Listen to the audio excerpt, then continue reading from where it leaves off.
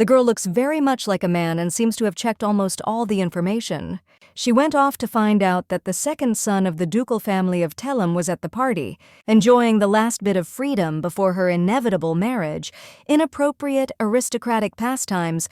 Great article. The girl was distracted from thinking about where his wife was by strange sounds. It was a very familiar voice. It came from the next room. A man named Roland is having fun with some woman. The main character begins to worry a lot. Her hands start shaking, which makes the glasses unstable. Eventually, they fall and break, spilling all their contents. The girl runs forward as if in the darkness. She does not understand why these people are together. How? The main character grows long hair and wears a beautiful dress decorated with diamonds.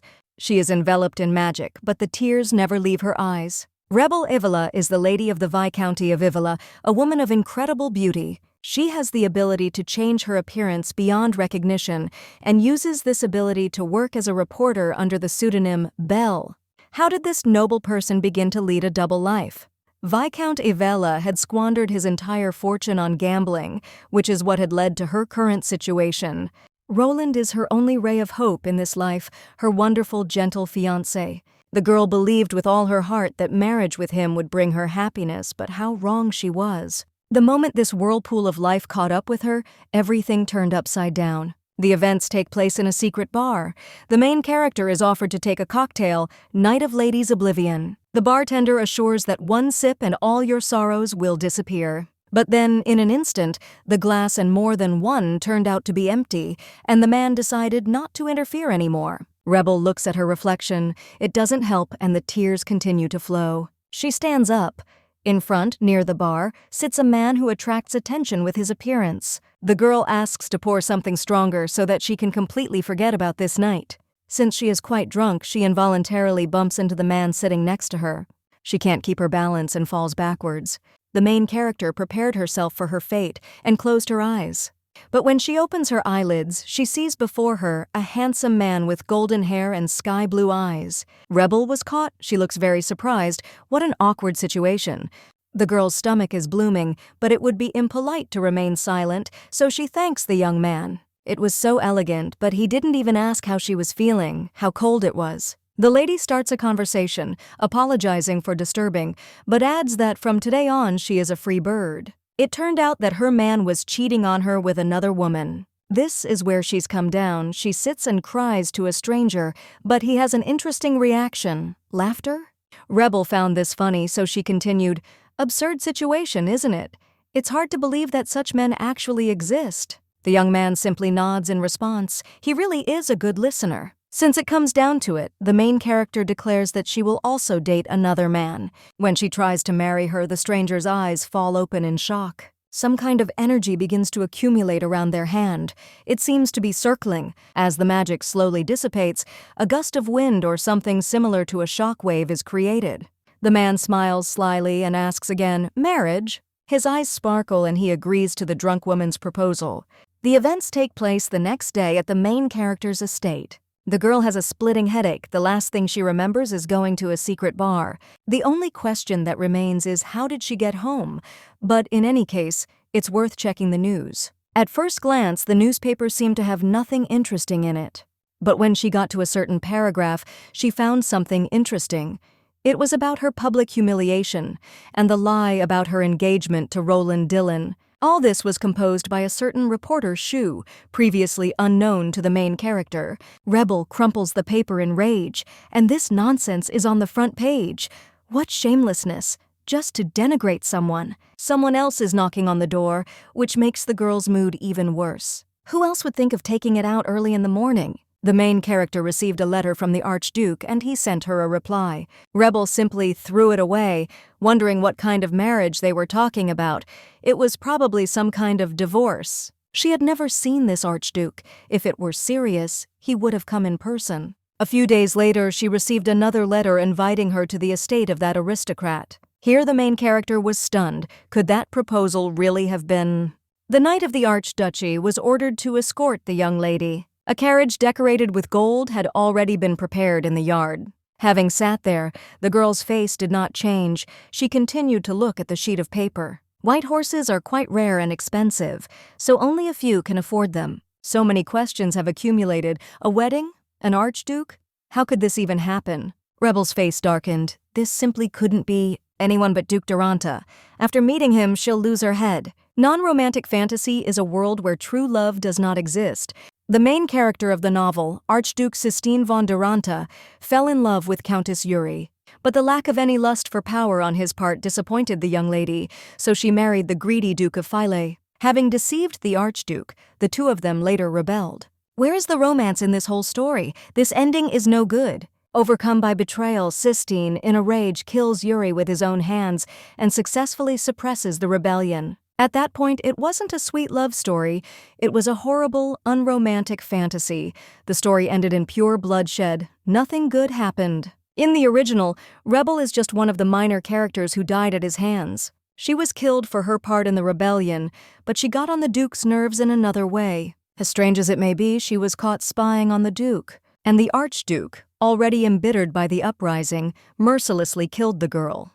That's why the main character made herself a survival guide, where the first point was to never get involved with this person under any circumstances. They arrived at their destination, a luxurious castle. Rebel steps out of the carriage with the thought that she is not going to die in vain. All the servants gathered around her and greeted her as the new Archduchess. The main character stands in a stupor. How did everything turn out like this? One of the maids kindly shows her the way to her chambers. Until his lordship's revenge arrives, the girl can stay here. The noble lady comes inside and is surprised. She looks around. Wow, a huge mansion and a bunch of well-trained servants. Luxurious furniture is placed everywhere and chic paintings hang on the walls. She had indeed entered the lion's den, or rather the Archduke's family. Rebel tries to calm down. Even in such a place you can survive if you don't lose heart. There must have been some misunderstanding. We just need to talk and break off the engagement. Here comes His Serene Highness the Archduke, the very man from the tavern. The main character also bows according to etiquette and greets the man. The young man says that she doesn't have to bow. He carefully lifts the girl's head to see her face. Cystine says he is very happy to finally meet his fiancée. There are cookies and freshly brewed tea on the table. The first thing they do is introduce themselves to each other by calling each other by name. The main character looks at her mug in confusion. In the novel, he was described as having luxurious blonde hair, the very embodiment of the nobility of the imperial family. A calm and collected man with piercing blue eyes. Just one look at him would win anyone's heart. This is indeed a very accurate description. This man is terribly handsome. Nothing will happen if she just marries him, right? But the girl throws these thoughts aside and pulls herself together, putting the cup back in place. When she says that there must have been some kind of mistake, the man's face changes. The Archduke replies that he does not think so. She is definitely Lady Rebel. Then the main character thinks that it is worth saying directly and mentioning the article.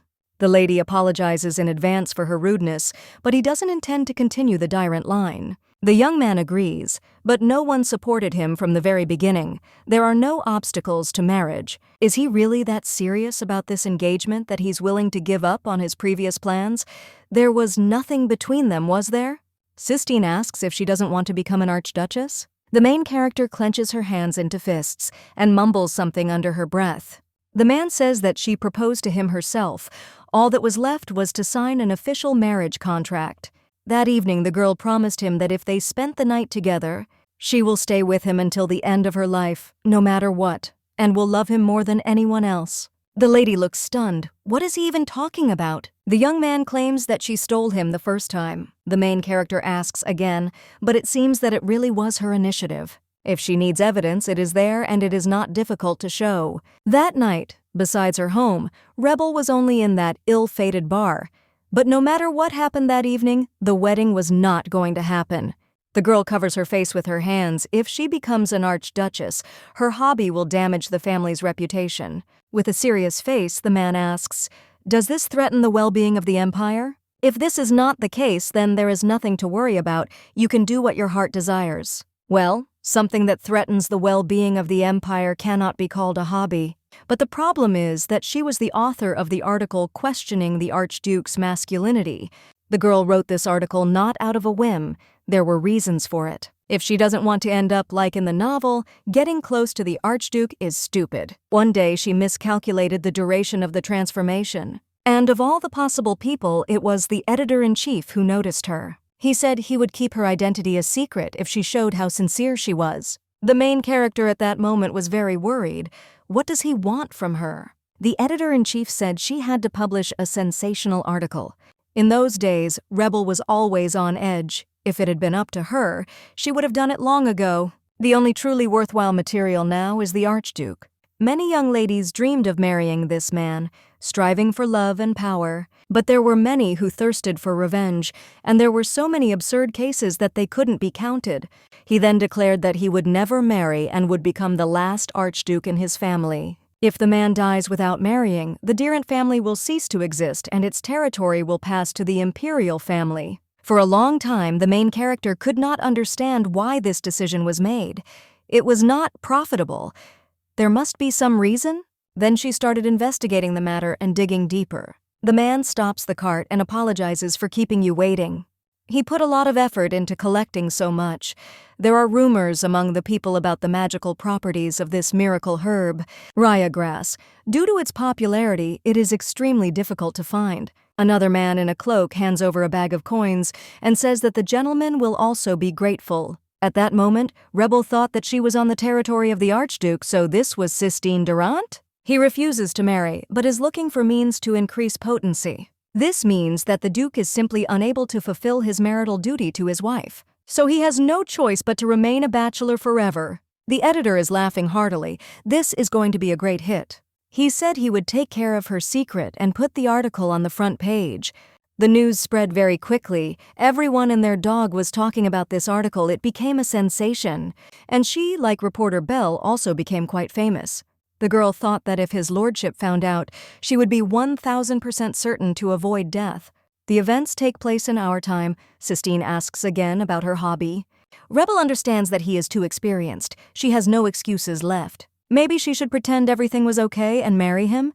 As an archduchess, she would live exactly the way she wanted. But what if this young man finds out the truth? His true nature will be revealed, and his face will become darker than a cloud. The girl will fall to her knees and beg for forgiveness, trying to justify herself. Then she will certainly be declared a criminal and punished for ridiculing the imperial family. The main character comes to her senses. No, marriage with him is like a death sentence. She grabs her head and thinks over all the possible options. What should she do? The man stands up. It seems that the girl is uncomfortable talking about this, so he is not going to ask unnecessary questions. Cystine says that his bride is free to choose any occupation. Besides, she can do anything she wants. He gets down on one knee. Nothing will make him give up on the marriage. After all, he really needs her. What about that promise? The Archduke kisses the young lady's hand and asks her to stay with him. Well, all that remains is the official meeting of their families and the wedding ceremony. The main character turned completely red. She can no longer think normally. But she was distracted by an offer to visit Her Majesty, the Dowager Empress. Rebel is even more shocked right now. It's already quite dark, and in addition, her dress is a little shabby. The man replies that it is not vintage, but just very worn-out clothes. He also adds that the main character looks great in anything. The young lady is speechless, and her face turns red as a tomato. The servants see the carriage off and wish the Archduke and Archduchess a safe journey. Rebel was speechless for a moment and simply followed the man. She was unable to call off the engagement, and meeting the Dowager Empress would only add fuel to the fire. It looks like the girl is really going a little crazy. When the city started talking about that article, something strange happened, and the editor-in-chief disappeared. Bell wondered when he would return from his indefinite leave. But they couldn't really explain anything to her, they just avoided the topic. The editor never returned, and judging by the man's reaction, someone had silenced him. And apparently it has something to do with the man sitting across from her. The characters arrived at their destination, an estate of incredible size. A noble woman is watching the carriage through the window. This is Her Majesty. She is informed that the Archduke has arrived and Lady Rebel with him. The woman approaches the table. Finally, she will meet this lady. There are reports on the investigation of Rebel Ivela and reporter Bell. Inside the estate, everything sparkles. The walls are decorated with gold patterns, and the chandelier is covered in diamonds. Here the girl starts biting her nails. Maybe she should run away before it's too late. The young man notices this and asks if everything is okay with his bride.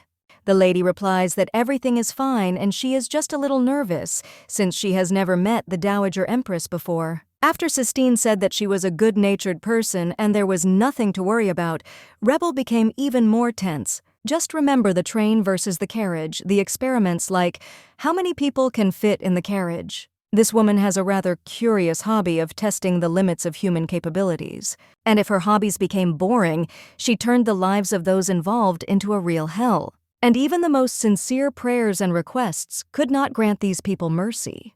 With the help of her powerful intelligence, she tracks down traitors. The Empress knows no mercy when it comes to punishments. They are terrifying in their ferocity and mercilessness. To top it all off, she ordered that the lands where they hatched their plots be turned into wastelands. But when the woman appeared before the main character, she truly was like an angel. She was very glad to see the young man again. So much time had passed. She is a loving mother to her 2 sons, but only to the 2 of them. Finally, the Empress notices the main character standing nearby. The girl greets him according to etiquette, saying that she is incredibly glad to meet him. The woman glances at the young lady's trembling hands. It seems Rebel is afraid that she will find out the whole truth about her identity. The Empress wants to tease a little and see the reaction of this noble person. The girl was never told to stop bowing. How much longer will she have to stand like that? Finally, the main character was allowed to raise her head, and it gave me goosebumps. The woman says that her head is so heavy, the neck will immediately feel lighter if the extra weight is removed. The young lady's face darkens. Is her head really going to be cut off now? Here the Archduke intervenes and stops his mother. He says his fiancée is a little nervous and might not get the joke. Since this is their first meeting, it is better to do without teasing. The woman is delighted. It looks like this child will be able to excite her son. The Dowager Empress laughs out loud. She has been well amused. She apologizes, saying she just wanted to lighten the mood. Did it really do the opposite? Words cannot describe how happy the woman is to greet the Archduchess. What a blessing that Cystine has come to his senses. Well, now welcome to the palace, one of the most luxurious buildings in the empire. The Dowager Empress asks to be left alone with the lady for just a minute. There is no cause for concern. They will only exchange a few words. The young man turns to his bride, trying to assess the situation. The main character's face is covered in sweat and her gaze begs, "Don't leave her alone." He doesn't have time to do anything before Rebel is already captured, so she found herself in the lair of a fierce and merciless beast. The Deuce is very tense and carefully watches the woman's movements. The Empress steps forward and offers to talk over a cup of tea, and at the end of the sentence he adds, "Reporter Bell." Here the main character understands that she is finished. She knows everything for sure. The woman asks how she realized that her identity had been revealed. Rebel barely answers, hesitantly, that the editor-in-chief is missing in action. So she thought. True, of course the Empress conducted an investigation after that article. That's why she was very surprised when she received a letter from Cystine, where marriage with her was mentioned. He still doesn't know anything, but after he read the news he was so angry that there were several chairs less in the estate. After this information, the main character became gloomier than a thundercloud. What will they do with her now? What will happen next? Will they execute her? Or will they do the same thing as with traitors? Feed them to the sharks? But then the woman says that since she has already received approval, a meeting of the parents needs to be organized. Then the choice of wedding dress and the location of the wedding ceremony. Well, and then directly, the wedding and a long family life. The girl doesn't understand that, knowing who she really is, she won't be punished, but will be allowed to marry and become an archduchess. The Empress adds that this is not all. Not only will she keep everything a secret, but she will also reveal the truth about who Reporter Shu really is. The man who wrote such a nasty article about her, Rebel had long wanted to know who it was, so she was glad. But there is no such thing as a free lunch. The woman has one small condition. Nothing complicated, and if she agrees, she promises to protect her from Cystine, even if he finds out everything. The main character is delighted. Will she really no longer have to fear for her own life? Here we will have to sit down, because there will be a long conversation about Cystine. There is a man with golden hair lying on the floor and blood is pouring out of him. He reaches forward somewhere with a trembling hand and furious eyes. His brother stands in front of him, shaking from head to toe, shocked himself. We return to our time. Someone calls the young man. It's the maid. She shows him into the guest room. but the Archduke refuses and says that he will wait here. He had no intention of getting married at first. As long as his body was filled with magic, there was a high risk that something bad would happen and his loved ones would suffer. Even if the circumstances were not taken into account, his brother still had his eyes on him even after taking the throne. That's why Cystine took a vow of celibacy. He didn't think he'd ever go back on his word. But then, out of the blue, that woman appeared and proposed marriage. And the unusual feeling that arose after the meeting only intensified as soon as their hands touched. The magic that was seething inside him and driving those around him crazy suddenly subsided for the first time. Rebel possesses a strange power and energy that calms Mana. The day he agreed, the main character was very happy. Then she took the young man by the hand and began to lead him along. The girl was a little out of her mind, but so cheerful and happy. Rebel opens the door with a bang and walks inside the room. She throws Cystine on the bed and realizes that he is not going to introduce himself first. In this case, the girl decides to take off her mask first and introduce herself. At that time, the man did not yet understand what he had gotten himself into and how it would turn out. He tried to leave because the young lady was very drunk. But the main character didn't let them do this because they decided to get married. She certainly won't let you pretend this never happened. Then everything started spinning. The Archduke followed Rebel Avella's lead. Before he took action, the young man asked her if she really wanted this. When the main character agreed, the first passionate kiss took place between them. Then she began to take off her dress, the straps slipping off her collarbones. As usually happens, the first wedding night passed quickly. But he will never forget that moment, that expression on his face and his voice. But what shocked me most was the name of another man spoken from her lips. In her dream, the girl cried and said that she would never forgive the bastard Roland. Then the man decided that this would be an exclusively political marriage with benefits for both. Back to the conversation. Rebel is surprised. Does the Archduke not show his feelings? The Empress confirms that he shows no joy or sorrow. He never talks about what he wants and simply does not express any desires even to his family. Did Cystine seem cold towards the girl? Here the main character thinks a little about this question, after which he replies that he of course is not very emotional and is unlikely to be able to express his feelings at all. Although she understands, there were some moments where he was able to prove himself. In that case, the Empress thinks that with her everything is different, since he sends her letters as soon as the sun rises. Be that as it may, the mother approved of their marriage as soon as she received the letter. She was so overwhelmed with joy that she wanted to share it with someone. For many years, Cystine expressed absolutely no desires. And then changes happened, and very serious ones. I remembered his childhood, where he spoke freely about what his heart desired. At those moments, he could cry, laugh, and enjoy life. The Dowager Empress takes the main character by the hands. So she asks her, be it love, tears, or even anger, anything, awaken Cystine's emotions. Even though everything led to marriage, it was only one night. Although he said he wanted to marry her, there was no talk of deep feelings. So how could Rebel melt his heart? The girl decides to refuse. She is extremely grateful that they turned to her, a modest lady from a not very influential house. Although the reward is very tempting, she is sorry she will not be able to cope. Only Rebel forgot that no one dares to refuse the Empress. The only thing left is to speak directly. The girl says that even though she proposed, they don't have passionate feelings. Besides, she doesn't have the talent to evoke emotions in people. The woman puts the cup back. The young lady did well, so there is no need to be modest. She did say that the Archduke broke several chairs because of her. Since then, Cystine has shown some interest in the reporter Belle.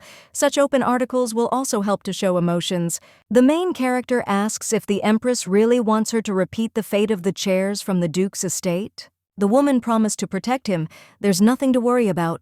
Besides, if she refuses, she'll regret it. Marrying the Archduke will allow the girl to escape from her past as a noble lady whose father lost his fortune in gambling and to bathe in luxury. The Empress will personally announce the name of the one who has become Archduchess. Everyone, without exception, will learn about her. The main character immediately understands who we are talking about, Roland. Rebel will have time to think about how she wants to carry out her revenge, but the woman would like to hear the answer to her request right now. It sounded like a threat. The girl understands that she is being asked about this for the last time. The thought process was activated. It was obvious that the benefits were much greater. That's why the main character agrees. You never know what they might do to her after she refuses. Here comes Cystine. The woman thanks him for calmly waiting for them. Now they need to arrange a meeting with Viscount Evil. The man takes out the invitation that Rebel personally handed to him 4 days ago. It is a small piece of paper folded several times. The Dowager Empress wanted to take a look at him. It says there that the girl cordially invites them to the estate today. The main character quietly asks when she managed to write this. The young man reminds that it happened in a secret bar, and the invitation was written on the check. The girl is all gloomy, but Her Highness doesn't care. Who needs these formalities anyway? Well, the woman is not going to delay and wants to go right now.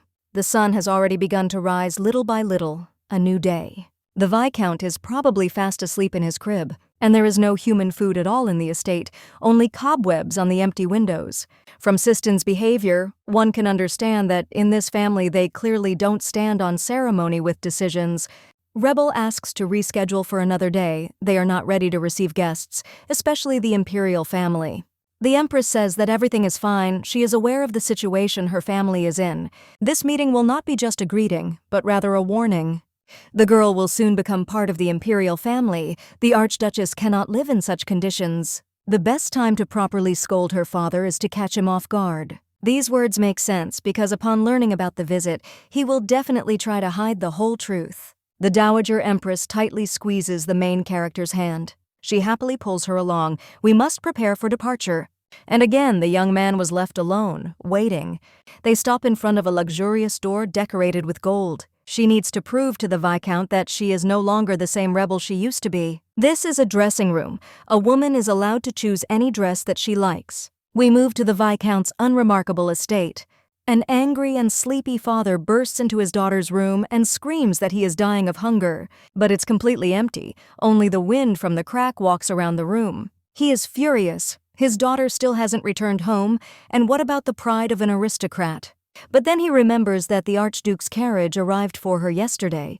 At that moment, he was watching from the window and was very shocked. Before that, he kept wondering what she did at night. Who would have thought that Rebel enjoyed secret dates with the Archduke? The Viscount thinks that if he is tied to the imperial family, he will bathe in luxury for the rest of his life. Is it time to reap the fruits of his efforts? But then his face suddenly changes and becomes frightened. The Archduke himself came to his house and brought Rebel with him. There was another carriage standing next to them, which made the uncle even more tense. This is the Dowager Empress. She was graceful and beautiful as always. Father is still in a stupor. He doesn't understand what's going on here. The Viscount kneels and greets the guests from the imperial family. The woman looks at him with obvious disdain, as if he were bio-waste. She passes by him and calls him a servant, dressed to the nines. The Empress enters the house and pretends to look for Viscount Evil. Rebel chuckles at this point. It is truly cruel. He immediately jumps up to clarify the misunderstanding. Sitting down at the table, everyone looks a little surprised, and the main character is completely gloomy. On the table lies a pasta dish with something resembling meatballs. The Viscount says that today there is less attention paid to food than usual. The woman puts down her fork, another reason why they simply must have the wedding as soon as possible. Stars appear in the man's eyes. He only thinks about profit. The father gives his consent to the engagement of his daughter and the Archduke. There is no problem with that. He's just worried that Rebel might not be worthy of such a man. The Empress got angry. That was the last straw. He shouldn't worry about Rebel. The Viscount doesn't understand what we're talking about. Is there something else troubling Her Highness? That's exactly it. It's Viscount Evil's behavior that worries her. The man became gloomy and began to tremble.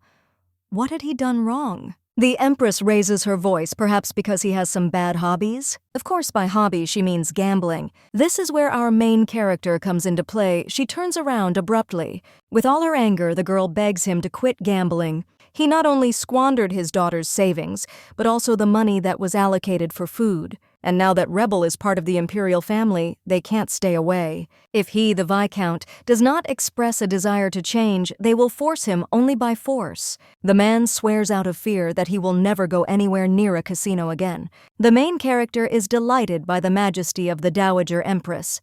Her father never listened to her, no matter how much she begged. The last money for food, the poor girl could not do anything or resist in any way. But then everything was decided in the blink of an eye.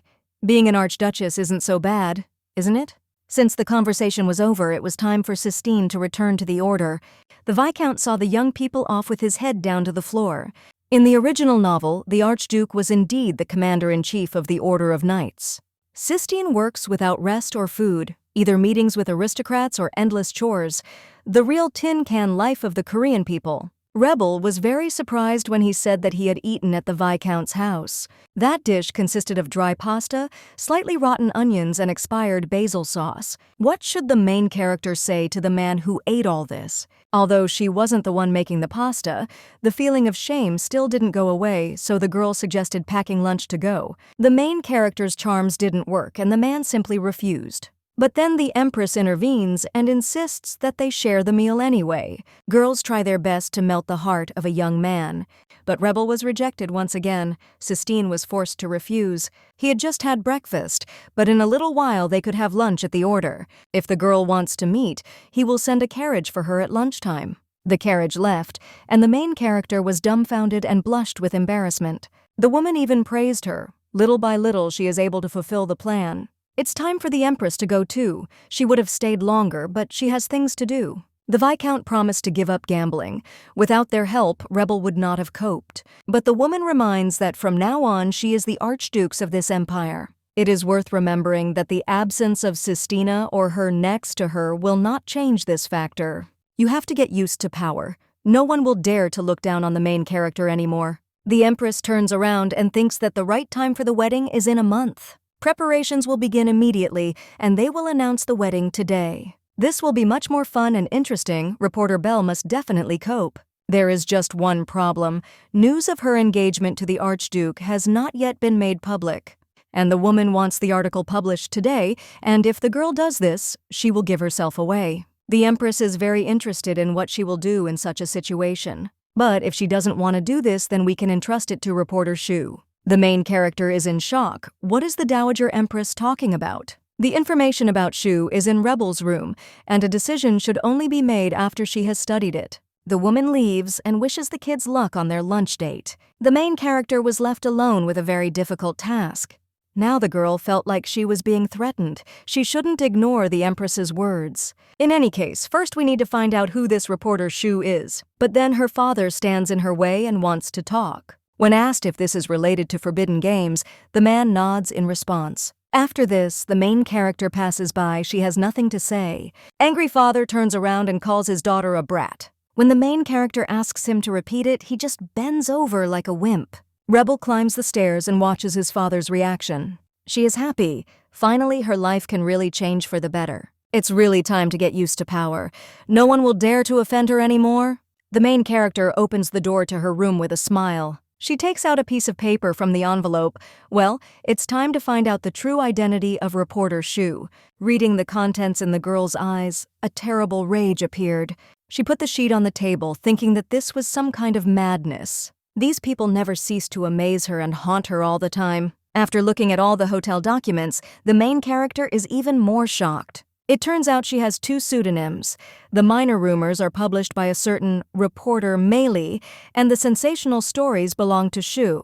Articles so disgusting that they even needed a pseudonym. Such people tarnish the reputation of others. Although Rebel didn't want to read further, she saw another nasty article about herself. The main character's piercing scream echoed throughout the house. If Lady Venica wants to compete with her, the girl accepts the challenge. Rebel takes his weapon in his hands and begins to work. The main character wrote a wonderful response to the articles of reporter Shu. Her statement about the wedding is in. That should be enough for an exclusive scoop. But the interview itself doesn't mean much. You need to add the words of someone more authoritative. Rebel has a great idea. She's looking for someone. A man appears in front of her out of nowhere. The main character is delighted. It was really unexpected. The Empress said that as an Archduchess, she needed protection. And they picked out one of the best for her, a knight bodyguard known as Shadow. Rebel says he wants to go somewhere and asks for an escort. The man agrees, but there is no need to address him so respectfully. A simple knight is not worthy of so many formalities, but the girl is not used to being familiar. Although not very willingly, the main character has to make concessions. The carriage stopped near some large building. As the Archduchess had ordered, they arrived at the protocol department. All the protocols of the Empire are here. The girl did not think that she would come here for such a stupid reason. She has a lunch appointment, so she needs to finish everything quickly. But her thoughts are interrupted by a person. The man starts screaming, "Even the nobility is forbidden to come here without permission. Who is she?" At first he did not believe that Rebel was the new Archduchess, but the official permission managed to shut his mouth. The man immediately apologized for his rudeness and bowed his head. Since rumors about the wedding have been spreading lately, the girl needs the help of the protocol department. The man says he will do anything for Her Highness the Archduchess. First, Rebel asks to take his photo and send it to reporters. This is how the main character managed to do everything before the deadline. The article may be short, but with an interview with a protocol department employee and photographs, anyone will believe that her wedding is somehow connected with the imperial family. All that remains is to send it, but the crew has already arrived and is waiting. Only if the girl wants the article to be published today, it must be delivered to the press agency immediately. The knight says that he will do it instead of her, and there is no need to worry. The main character goes and thanks the shadow for his help. She walks down the stairs in a good mood, humming a song under her breath. But halfway there, she stops, as if she remembered something important. Since he himself offered to deliver the article, it means he knows that she is a reporter. Isn't this man just a bodyguard? The main character arrived at the high fortress, and the sun was tenderly warm, like a gentle kiss. All the knights were surprised by the carriage. Was anyone supposed to arrive today? Although people were not sure, it seemed that the carriage belonged to the Archduke's house. Rebel is not just a visitor, but the Archduchess herself. But it seems that no one here was notified of the young lady's arrival. The deputy commander-in-chief appears and asks to follow him. The girl looks around. Is this the Order of Knights? A real fortress? She thought that since Cystine had invited her here, everything should be luxurious, like in the residence. At the beginning, the main character thought, how delicious will it be? But when I heard that it was a canteen, I was very surprised and disappointed. And the knights, in turn, were very welcoming, cultured, and joyful. The Archduke also warns that they too should get in line. The lady has a very bad feeling, and will the food even be tasty? The main character has already lost all hope for a tasty dinner. But how surprised she was when she heard that today's menu included crab soup with chicken broth, Eastern dish, fried noodles with king prawns, and Western dish, lobster with spices. Rebel was delighted. Everything looked incredibly attractive and delicious. Cystine thanks the lady for coming here today. Did she enjoy the food? The girl admits that she has never eaten such delicious food in her life and asks to take some more with her. The happy protagonist continues her meal. The man exhales. It's good that she liked everything. But for some reason his face becomes suddenly gloomy. He was getting ready to talk. Cystine wanted to discuss their future life together. Rebel stops. She almost chokes. She doesn't understand what has changed. Why such a sharp turn of events? The Archduke says that since their union is somewhat different from other noble couples, he cannot promise a honeymoon period. The girl imagines something like cute dates, catching up and having lunch together. The main character asks not to worry about this, everything is fine. The man raises his head a little hesitantly and asks, "Is it true?" Rebel replies that of course, the Archduke has a lot of work, and they can't stick to each other just because they are newlyweds. In addition, it would be problematic if they spent a lot of time together. It was unlikely that she would be able to work as a reporter. That's why the girl likes this outcome of events much more. The young man was even upset by such enthusiasm. It seems they don't even want to see him. Rebel tries to justify himself somehow. Even being a couple, they both need personal space. Cystine agrees that even after getting married, they should not limit each other's lives. He also adds that their nighttime events are an exception. The main character was so shocked by what she heard that she even choked. The girl lowers her voice and asks if he is really going to. The Archduke knows her story, and she probably wants revenge on Roland. He's right, but in a conversation about their life together, phrases like, should slip in. Let's live happily ever after. Let's not cower in the face of difficulties and overcome them together. And he suggests taking advantage of their marriage to take revenge. Rebel refuses such an offer. She does not want to use the wedding for the sake of a bloody mess. Roland is now in the past. Revenge on such a vile man should not be more important than their future happiness. The man thought that she proposed only for this reason. Although this was the original plan, now everything has changed. Now, it is more important for her to live a happy and luxurious life with the Archduke. This is most often what is expected from married life. That's why the main character wants him not to forget just one thing. Don't associate the words use and wedding. Rebel thinks that these are two cold words. Does His Highness agree? Then something clicks in the young man's head and an ominous flash of lightning appears. He places his hand on his heart and asks for one favor. The young man carefully takes the main character's hand. He wants the lady to call him simply by his first name, Cystine. It is already evening. The events are taking place in the estate of Viscount Evil. The girl is all red. She is thinking about what that sudden request was for. And that smile? Could the Archduke really show emotion? Come to think of it, the Empress said that before, when he was still a child, he laughed and cried a lot. It's not that he can't express emotions, but rather that he simply suppresses them. What is the reason for this? The knight returned with a special edition of the evening newspaper. The article was published as an exclusive, and the newspaper is currently being distributed in the square and delivered to every home. So Venica probably saw her too. How will she answer? The events take place in the family estate of Alarog, where someone's screams can be heard. It's hard to believe that Rebel Evila is getting married, but even the protocol department is involved, so it must be true. In that case, reporter Shu's article will be a lie, and no one will believe her words anymore. Venica's publication that Rebel declared herself unmarried will destroy the entire reputation. Therefore, it is necessary to recall her now. The day has come, the main character laughs out loud. On the front page of the newspaper, there was an advertisement from the Layla boutique.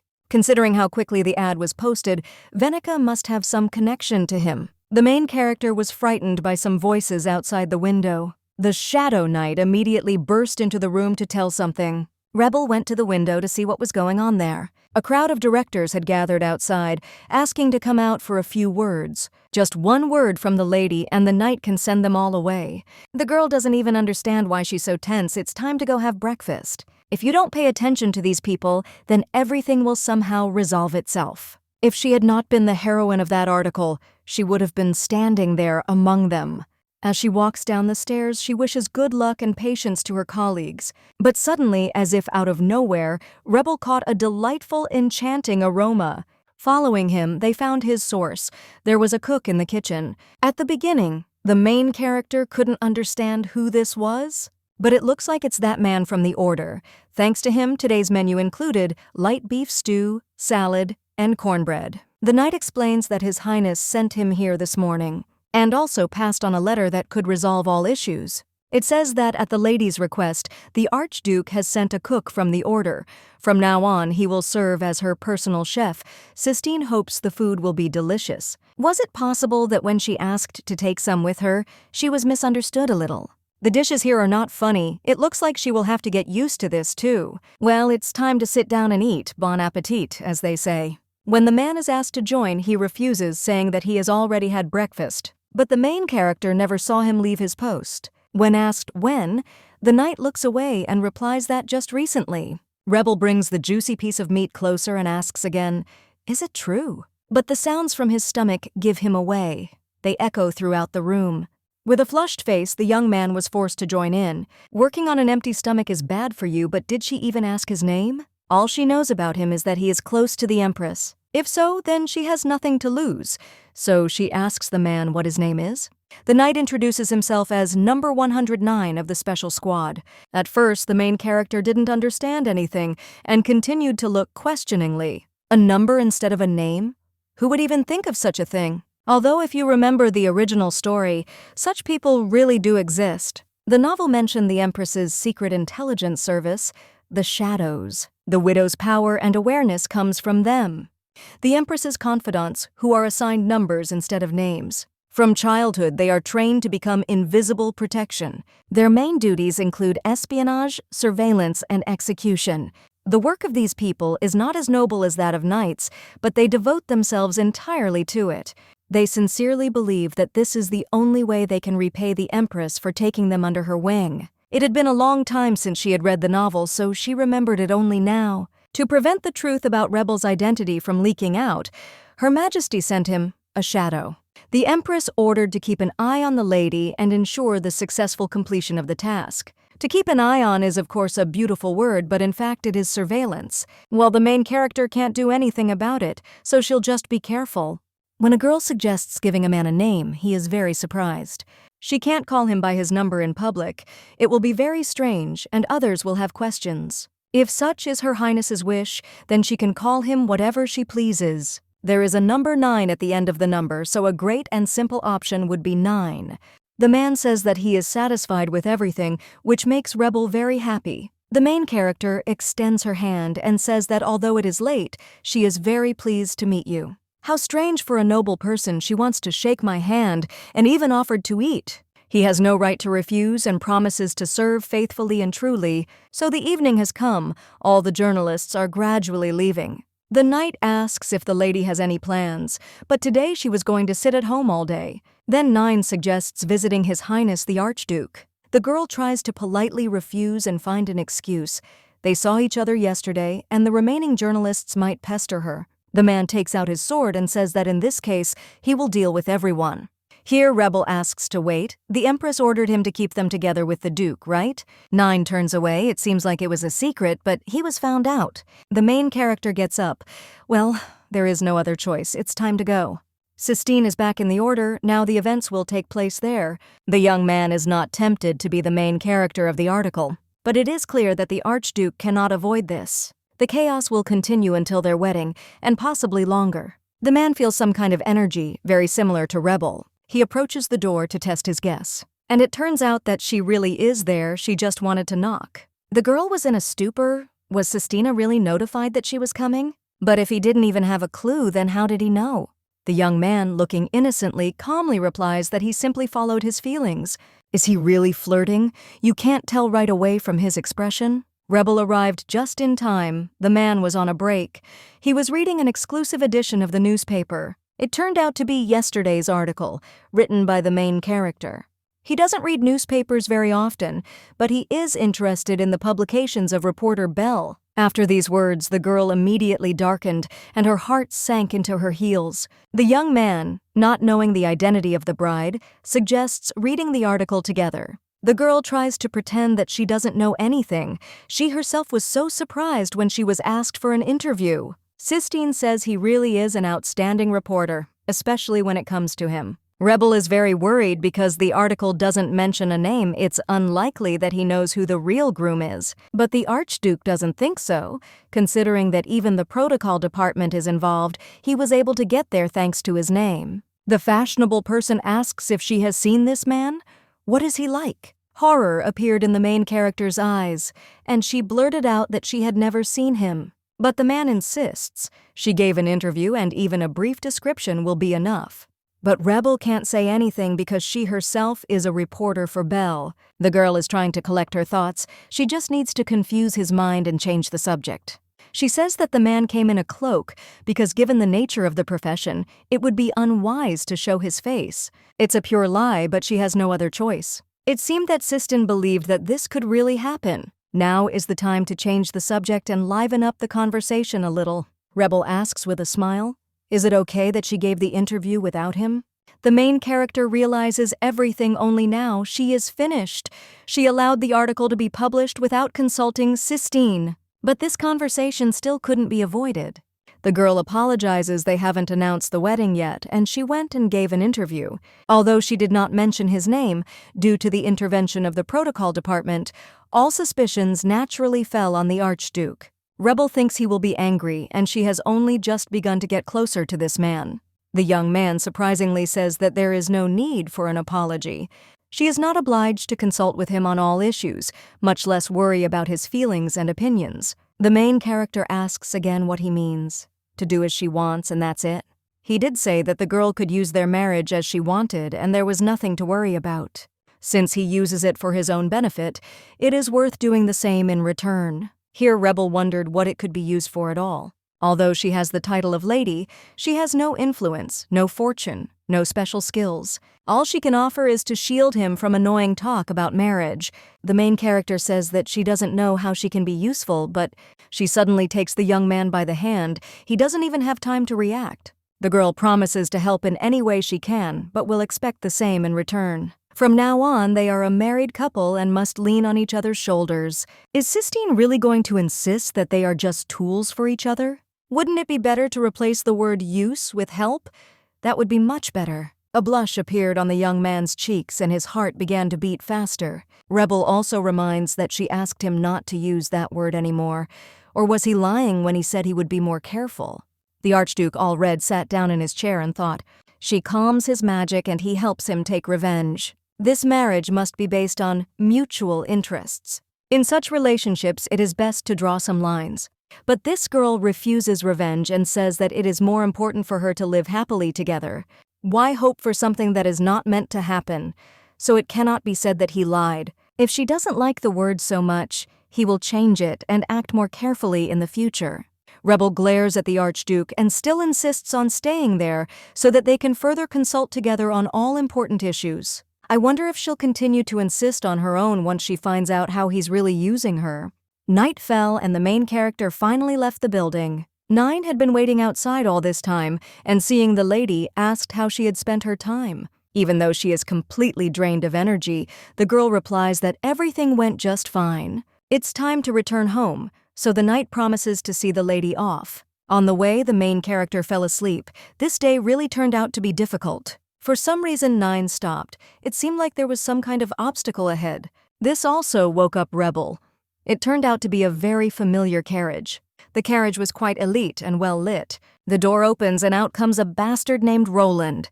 Since it was the Viscount, it really would have been worth giving way. But the main character doesn't want to bend over backwards to her sworn enemy. 9 bows and says that she will fulfill any wish of Her Highness the Archduchess. The girl remembers her status, and here she is much more important than some Viscount. But the wedding has not yet been officially announced, and it is impossible to reveal the truth ahead of time. And yet, it is a matter of principle. Rebel is not going to give in despite the difference in status. When the man greets her, the girl replies that she is not at all happy about this meeting and that just the sight of him makes her feel sick. Roland, hearing this insult, only smirked, after which he looked down and asked not to disgrace himself. He understands, of course, that she is upset and that things did not go as planned, but the man had no idea that his joke would be taken seriously. It was just a casual relationship, no need to be so stubborn. Rebel is not going to keep quiet. She didn't think that visiting every day and every night meant a no-strings-attached relationship. How then should people who want to get married behave? In secret from prying eyes in a salon. Roland's face immediately darkens. What kind of nonsense is she talking about? Here 9 is about to intervene. He has already drawn his sword from its sheath. Now the weapon is near the Viscount's neck. One more step and it will be torn off. The main character grimaces and sticks out her tongue at the aristocrat. The man asks how a simple bodyguard of the Viscountess dares to raise a sword against him. Venica emerges from the carriage, terribly irritated and worried. What a terrible day. Everyone the main character can't stand has gathered in one place. The evil noble lady asks to stop all this and just give way. Roland can't understand what's going on. Is his fiancée hiding something? But putting his questions aside, he agrees that if that's what she wants, then so be it. The young man gives way, but only for Venica's sake. Rebel felt sick from such words. What a nasty couple. Before leaving, the man asks about one thing, her wedding. The girl didn't take the other man's joke seriously, did she? He's worried that another victim of misunderstanding might appear. Venica was going to stop the stupid language of her future groom, but she didn't have time. Rebel answers with confidence that there is no reason to worry. After all, the protocol department itself confirmed her marriage. Roland reacted as if he had never heard of it. Because of this stupidity, the main character won and was able to humiliate these two. The man did not read the article, but learned everything only from rumors around him. But Venica, on the contrary, was aware of all the events and therefore became very angry. Roland tries to catch up with his bride, who was already heading towards the carriage. The main character and 9 also needed to act and return home as soon as possible. However, as planned, the Archduchess rode first. Rebel managed to keep her pride and see their twisted faces, but there was still some kind of lousy feeling left. Maybe it's because she saw that kiss. The girl noticed the couple again in the window. Roland was sitting next to Venica. The main character touches the window, but before he was her partner. Just a week ago, that place was hers and nothing foreshadowed trouble. And she never doubted for a moment that she and Roland would have a happy future. It seemed to her that she would be the one sitting next to him in the carriage and dancing at the ball for the rest of her life. Who could have foreseen that some Venica would appear and take everything? But now that there is no turning back, Rebel has no regrets. The most important thing is that the rose-colored glasses have fallen off her nose. Besides, she met someone 100, no, even 1,000 times better. It will take time to get close to this wonderful person, but there is plenty of time. So the girl will definitely be able to become happy, so much so that she will forget about Roland. Rebel only regrets that she didn't throw something heavy at his head. 9 says she can do it for the mistress. He takes out his daggers and says that only one order is needed, but the main character stops him in time. The girl needs to watch her words. If she asks him the wrong way, he'll accidentally bring someone's head. The knight asks if she will really leave everything as it is. The main character, of course, wants revenge, but in her own way. The surest way to take down Roland is to expose the corruption of the Dillon family. She was good at it in her past life, and now, Rebel starts work the very next day. She puts a camera, a notebook, and a pen in her bag. She is wearing the most ordinary dress, or rather, the clothes of common people. The girl looks at herself in the mirror, hoping that she hasn't forgotten anything. The last touch remains, the most important one, to change your appearance. At the moment when she moved to this world, she already knew the local language, and also received one very useful ability, transformation. You couldn't think of a better ability to combine the life of a noble lady and journalism. 9's voice is heard from behind the door, asking if the lady is ready. The main character turns around and says that she is already leaving. But here she stops, and how can she explain everything to the knight? Does he know about the abilities? The young man began to worry, trying to figure out whose voice he had just heard. The man starts knocking and calling Her Highness the Archduchess, but she doesn't hear anything in her thoughts. If he doesn't know anything, then it's better to keep the ability a secret for now and cancel the transformation. 9 turned pale. Did something happen? No one answered him, so he couldn't find a better solution than to knock down the doors. Rebel, all gloomy with surprise, said the man's name. Only Her Highness the Archduchess calls him that, and the puzzle began to come together. So the young man asked with slight surprise if she had reincarnated. Although he was aware of it, he had never seen anything like it before. The man fixed the doors and asked her what her plans were for today. First, the girl plans to visit the Dillons' property to investigate the workers. She often visited their territory when she met Roland. These were not ordinary workers. That's just what they were called. They also often interacted with Roland himself. Most of their conversations were about money and how much each person earned. These people often harassed and pressured the traders. When the girl asked who they were, Roland simply avoided answering. And this means that they are not workers in the true sense of the word. At that time, Rebel did not notice anything particularly suspicious because she was blinded by love. Huge amounts of money that appeared out of nowhere. Workers who look more like ordinary bandits. And Roland, who is somehow connected to this whole thing. Isn't that suspicious? The man agrees with the girl's words that corruption reeks from a mile away. He is also very surprised when he hears that Rebel is going to infiltrate their ranks. Who else could you trust with the investigation if not yourself? The young man looks a little depressed. The Archduchess is about to... But since this is the desire of the lady, they, the shadows, will be more vigilant. The main character asks again, "What? Shadows? Are there really several of them?" 9 waves his hand, signaling to his colleagues. Out of nowhere, 5 more men appear and greet Her Highness the Archduchess. Rebel is confused. Who are all these people? Have they really been here since the day of the Empress's visit? If you think about it, would the Empress really have assigned only one shadow to her? But despite this, there is a whole crowd here. 9 would be more than enough. The man replies that in the vast Dillon estates, he alone cannot cope in case of an emergency.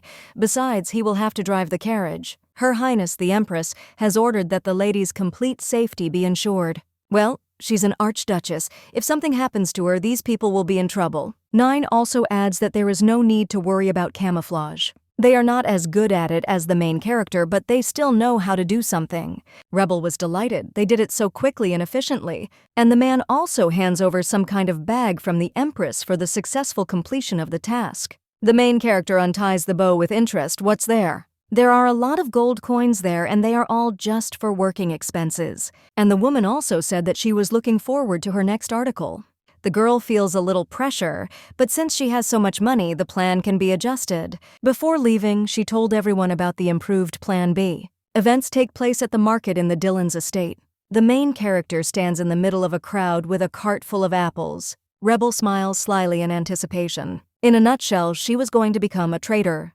This statement surprised the young people very much. The main character is very good at playing the roles of other people. At first, the Shadow Knights were against this idea because, according to the lady, the workers pester the merchants. The girl agrees that it may be dangerous, but that is exactly why she has to do it. If Rebel is disguised as an ordinary trader, the workers themselves will come and fall into the trap. You won't even have to ask everyone around, and it will be much easier to conduct interviews. Although the plan was indeed good, 9 was very worried. Well, first they need to get a fruit cart and a trading permit. 2 men volunteered to bring the cart to the Delen's property. 9 took on the trade permit, although not very willingly, and the main character herself will take care of the fruits, and they should meet at the appointed place. After some time, everything was completely ready to complete the task. Rebel thanks everyone, but they only reply that they followed orders. 9 asks what they should do while the lady is putting her plan into action. She asks to just stay nearby. If workers show up, she will give a signal. The main character shouts, "Fresh apples, buy them, fresh apples." The first buyer was a grandmother. Since the price was not expensive, she took 3 pieces. The girl thanked me for my purchase and wished me a good day, as is customary in trade. Rebel can't understand why sales are going so well. On the one hand, this is good, but an hour has already passed, and there has not been a single sign of the workers. She can't just stand here and continue to mess around. It's worth taking matters into your own hands and going to talk to the merchants. The first thing she decides to do is talk to the man across from her. It's quite hot today, and she and I are here for the first time, so we wanted to meet someone. He, seeing the bunnies, reacted somehow strangely and not very hospitably. Afterwards, she approached some more people, but the reaction was the same. Rebel didn't expect this and didn't understand why they were behaving like this. Were they avoiding the stranger? If she wants to know something, then she needs to start a normal conversation, and so her prayers were heard. Hope lit up the main character's eyes. Finally, some progress. When asked if this is her first time here, Rebel replies that yes, she wanted to try her luck at a large market. The lady tries to warn that of all places, this is the worst. The girl asks again, "Why? Can't outsiders sell here?" The woman replies that before permission was indeed sufficient, but now a voice was heard from behind, and the lady immediately covered her mouth with her hand. The atmosphere in the market has changed and become more gloomy. Everyone around fell silent and tensed up so as not to get caught in the crossfire. The proverb immediately comes to mind, "Remember the sun, here is a ray." People say that in order to continue trading, you need to get permission from the person who controls the market. The events take place in the order where the Archduke is most often located. There are 2 imperial flags hanging in the office, one large, the other a little smaller. Cystine has a lot of work to do, and he plans to deal with this stack of papers today. He is very focused because the wedding is just around the corner. In a month, during the wedding, he will have to take a week off, so it is better to sort out all the matters in advance. Then the deputy suggests visiting the estates next week. The man wonders if the time has already come. His estate is located in the north, and he usually lives in his villa. Others think that he is leaving her in order to sort out things at home. But the real reason is the monsters that appear there. To prevent the magic from surging, he needs to use it periodically, and fighting is the most effective method. He used to go there every month before that woman showed up. The deputy is very surprised when the gentleman cancels the trip. This has never happened before. He asks if this has anything to do with Lady Avella. If so, then how long should the trip be postponed? But it only depends on how much closer Rebel gets to Cystine. So the best solution would be an indefinite period. The deputy is terribly surprised, and this is the Duke he knows, putting off work to spend time with his bride. For everyone else, he is emotionless, but not in relation to the lady. The man even becomes a little lonely. Before leaving, he will ask later to tell him about the man who managed to win the master's heart. The young man was left alone with his thoughts. It is extremely difficult to describe Rebel in one word, especially given that recently, this person always says unexpected things and makes you show suppressed emotions. And indeed, it seems that she is slowly winning his heart.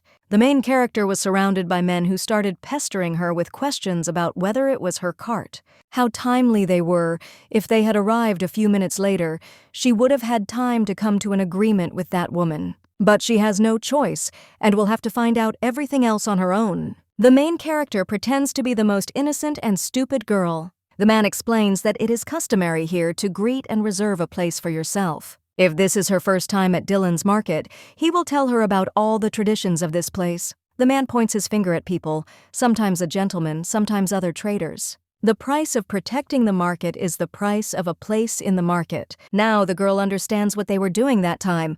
Robbery. Hearing the price of 3 silver coins, Rebel's face darkened. This is 3 weeks' earnings of an ordinary citizen, and they demand such a price for a place at the market? In a week, they will come for 2 silver coins, and in another week, 1. Since everything is clear to her, the man takes the bag from the girl's hands. At the beginning, the main character is very worried, because the Empress's money was there. But there were only apple scraps there, and 9 took the real ones. This immediately spoiled the young man's mood. Was she really joking? The main character became tense because now it could be dangerous. But the man just turned around and walked in the other direction. He reached the cart and pushed it. All the apples flew out. After which he said that anyone who violates traditions is unworthy of trading here. If she doesn't want more problems, she should shell out the money right now. Rebel managed to escape from these bandits. They hid in a small alley. The man heard one of the merchants muttering under her breath that this was just a nightmare and the knights were doing nothing about it. But there is still one question left. If the patrol passes every day, how did it happen that the market ended up under the protection of robbers? Even the most inept knights are able to catch the scoundrels who operate in the same place every week, so it's very strange. Most likely, it's not that they are unable to catch them, but they do it on purpose. Just when I was thinking about it, that very patrol appeared. The bandits took the bags and began to flee the crime scene together. The main character notices this in time and also takes action. She orders the shadows to pursue these people. They wandered all the way to the forest, but at some point lost the trail. The girl stopped to catch her breath. She can't figure out where these scoundrels went, but one of the shadows found a clue. The main character looks out from behind a tree and hears a conversation. The knights and the robbers united. Today they earned 12 gold coins and 2 silver ones. Every now and then, they still have to pretend to catch bandits for the reports. They all shared the profits among themselves, and the Dylans were also involved in this. This was a great opportunity for Rebel, so she immediately recorded everything. Now she had solid evidence for her article. It revealed the secret of Duke Roland's wealth, where he squeezes all the juices out of the estate's merchants. The more the girl digs under him, the more dirt comes to light. She is almost grateful that he betrayed her. As she finishes her work, she remembers Cystine. Rebel asks 9 if the Archduke was warned that she would be away for some time. The man denies that only Her Majesty knew about everything, and then the main character's face darkened. She made a mistake. His fiancée left without saying anything. Rebel hopes he won't suspect anything. It is already evening, and events are once again taking place in the order of the Archduke. A breathless deputy runs into the office and addresses the gentleman. He came just in time. Cystine wanted to ask for something. The man asks to send someone to Rebel. He wants to meet tomorrow. The deputy replies that the problem is that they cannot find Lady Evelyn. The young man's hand twitches. It looks like he is worried. After the incident when the courtyard of Lady Evelyn's house was filled with reporters, they assigned knights. They reported that the lady had disappeared in the morning. The knights patrolled the entire area and learned that Rebel had failed only from the words of the Count. There are some other people present on the estate, and they are not funny. The deputy adds that only some workers left it, and no one suspicious was noticed. Cystine knows how to think clearly and therefore refuses to search. The Archduchess has shadows. If something happened to her, they would immediately contact the Empress. And since that didn't happen, everything must be fine. There's no need to search. But the man still asks to leave a message so that they can meet after her return. The deputy quickly left to carry out his duties, slamming the door. Still, the young man suspected something because the situation was very strange. Rebel will attract attention wherever she goes, thanks to her eye color, hair color, and uncharacteristic behavior for an aristocrat. The knights sent to guard Yvel's estate are not just knights. They specialize in surveillance. They are the best at what they do. It is impossible that Rebel's departure went unnoticed. How is that possible? Evening was already gradually approaching, but the lanterns had not yet been lit. The girl stuck her head out a little, but it was dangerous because the carriage was moving very fast. The tired main character asks why they have been taking so long and are not home yet. She seems to be very nervous, so much so that she has dark circles under her eyes. Rebel is afraid that Cystine will not find her at home. What excuse can she come up with? 9 suggests simply saying she went out for a long walk. And there I met an old friend, so I started talking. The simpler the explanation, the better. But the girl was disappointed with this proposal. It was no good. Although he is right in some ways, if she starts telling everything in detail, she will only arouse suspicion. The main character still hopes that Cystine doesn't know anything yet. But I learned from the maid that his lordship had already sent someone. He also conveyed that he would like to meet after the lady returned. The girl had tears in her eyes. Why today? Rebel asks to say that he feels unwell and will come tomorrow after lunch. The maid refuses this request and says that this will not do. Besides the man sent by his lordship, Her Majesty the Dowager Empress also sent a messenger. She wishes to dine together, and therefore Lady Rebel is invited to the palace tomorrow. A new day has arrived, and events are taking place in the Imperial Palace. The main character's carriage just arrived there. She came out and was all shining. The dress was simply luxurious. As 9 was telling him how to get to his destination, someone approached. It was His Serene Highness the Archduke. He had not seen Rebel for a long time. The man says that he will take the young lady to the place himself. The conversation turned to yesterday, and the girl decided to say that she had just gone out for a walk and met an acquaintance. The main character somehow manages to change the subject and ask how he spent his day yesterday. Nearby, the conversations of aristocrats could be heard. They did not know that the Archduke would arrive today. Rebel was very surprised when she heard them talking about Cystine. Everyone noticed that he had recently begun to visit the palace more often, but don't pretend that nothing happened when that night appeared. Everyone was scared. The girl screams very loudly to scare those people and attract attention to herself. And she does it well, but the man has questions. As an excuse, she decided to say that she just had an ant sitting on her dress, but there really was someone there. The girl literally screamed and rushed towards the young man. You had to be so scared of an ordinary and harmless praying mantis. She didn't even notice how she found herself in the arms of the Archduke. When Rebel realized everything, her face immediately turned red. She apologized and asked to be let go because she considered herself heavy. The man was a little embarrassed and said he would tell the lady. What if the beetle followed them? The characters reached a beautiful garden, the meeting place. The Empress was delighted. What a sight! Had they really walked like that all the way from home? The woman thanks them for visiting her. The food is just ready. There is a wide variety of dishes here, as the cooks did not know what the young lady might like. The Empress hopes that the food will be to your taste and that you should not be shy but just eat. When asked how things are, Rebel replies that everything is fine. 9 should have told him what happened yesterday anyway. Yesterday was a terrible day, and then there was that incident in the evening. The woman also asks if everything is okay with her son. Cystine's face immediately darkens. He answers dryly, and there are no problems foreseen in the future. Rebel can't understand what's going on with his expression. This is just a normal conversation, right? But after this, the man adds that if Mother is worried, he can send a report every week, as before. The main character cannot understand what is being discussed at all. Cystine wouldn't joke like that, so he described every action he took in the report. In any case, something needs to be done about this atmosphere and silence. Will anyone say anything, or will she have to speak first? The Dowager Empress takes the initiative and laughs. Then she says that there is no need for that. Hearing that he is okay is more than enough for her. Now everything is different, not like before. The man becomes calmer again and agrees with his mother. The woman pricks a tomato and addresses the main character. She asks if she has thought about what to do next. The Dowager Empress had revenge on Roland Dillon in mind. Again, they started talking about place and profit, which Rebel didn't really like. So she replies that she would like to sort things out herself. This statement greatly surprises the characters. The girl really appreciates their care, but she does not want to involve strangers in her personal affairs. If this is her wish, they will not interfere. But how does she think she will pull this all off? Rebel jumps up and says that yesterday she had a simply brilliant idea. But she was stupid again and forgot about Cystine, who was sitting next to her. The young man began to stare at her and interrogate her. The girl can't think of anything better to say than that she forgot and will try to remember.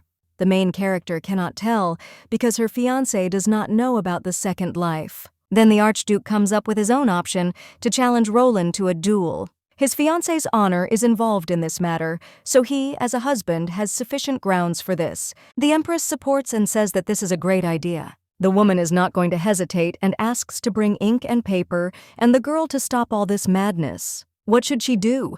Ask if it was worth shedding blood for this? If you think about it, it wasn't common sense that usually changed Cystine's mind, but her personal preferences. Rebel turns on her acting skills again and says she is very touched, but she would not like to hear about bloodshed. The man was confused and he wasn't the only one. The girl continues, she has been horrified by the sight of blood since childhood, and just the thought of it makes her head spin. If she is really so important to the Archduke, then she asks to do without duels. The main character went all in, she should hope for luck so that everything works out. Cystine agrees since this is her wish, he will not do it. Rebel blushes, he really listened to her words. But all these role-playing games left the main character without strength. In this case, Mother suggests an alternative option. Bury the hatchet. The girl already thought that they wanted to bury the poor guy alive. This is a little different. The Empress wants to bury the news of Roland and Venika's wedding. According to what is written, their wedding is scheduled for the 4th. The Count's wedding attracts a lot of attention. It will not be possible to completely bury such news. But they can hold the Archduke's wedding earlier, more precisely on the 3rd. The main character was very surprised by the Empress's brilliant idea. The most effective way to distract attention from a story is to make it bigger. Roland and Venika's wedding was just starting to make a splash. If they publish news of the Archduke's wedding, it goes without saying that all attention will shift to them. It's a great idea for revenge, but Cystine says it's not enough. The main character is surprised by such a statement. Why is he doing this? The man adds that they need to find a wedding location far away from the Dillon estate, somewhere that would take more than a day to get to. The guests will have to choose which wedding to attend. No one would be foolish enough to choose a count over an archduke. There won't be a single guest, a forgotten wedding. This will hit their reputation and connections very hard. They must suffer as much as Rebel suffered, no, even more. Cystine thinks they deserve it, doesn't she? The girl was not given the opportunity to say anything. Preparations will begin right now. Rebel's mood worsened. She somehow became gloomy. The young man asked if there was something she was not happy with, but the girl simply did not want to use the wedding for revenge. He had wanted to say this for a long time, but now revenge concerns not only her. She will soon officially become an archduchess. Her revenge is now his revenge too. If by hastening the wedding they take revenge on him and this eases Rebel's pain, he will be happy. That's why he wants to do everything for his future bride. So the word use is not needed here. Cystine just wants to help. The girl was embarrassed. These words, he really remembered such a trifle. The Dowager Empress sighs and asks what they will do in the end. The main character smiles and replies that if Cystine is happy with everything, then that's what they'll do. Well, now that they have decided on a date, the article can be officially published. The Empress has probably already contacted the publishing house, so they just need to be prepared for the interview. The man wants to choose the reporter himself. He has someone in mind, someone who is well-versed in publishing news about the Durant family. Reporter Bell is already an expert in this matter, so why not? It would also be great if they were there together. Rebel tries to convince Cystine whether Bell will show up at all. After all, he wrote a not very pleasant article about the Archduke in the past. The young man is sure that he has already written an article about him, so would he really be afraid of a simple interview? The man conducted a detailed investigation and found out that reporter Bell does not like to go out in public and sometimes sends subordinates. If he scares him, he can send someone instead. Cystine will arrange that too. The girl herself spread these rumors about her subordinates in order to hide her ability to transform. Bell profited from these articles about him, and no one wants to feel the wrath of Cystine von Durant. It's all very complicated. Because of him, bad rumors have spread, but he can also fix everything and refute them. Then Rebel suggests that she take the interview herself. If the Archduke is not around, then he will have no reason to hide. The lady promises that everything will go smoothly. You just need to rely on her. Night has come. The main character is getting ready for bed. When Cystine mentions reporter Bell, it's as if her life is shortening a little. As long as she works as a reporter, situations like this will continue to happen. The Empress insists that she continue publishing articles so she can't just stop. But Rebel doesn't want the man to know about everything. Even though the Empress promised to protect her, if he finds out, it's hard to even imagine his reaction. The main character thought for a second what her actions could lead to, but still I simply decided that the Archduke should not know about this. It is necessary to conduct the interview properly to avoid unnecessary suspicions. The lady wished the shadows good night, and they responded in chorus. The events take place early in the morning, in the estate of Roland Dillon. The servants are discussing the latest newspaper, or rather their master's ex-fiancé. It looks like the young man hasn't seen this article yet.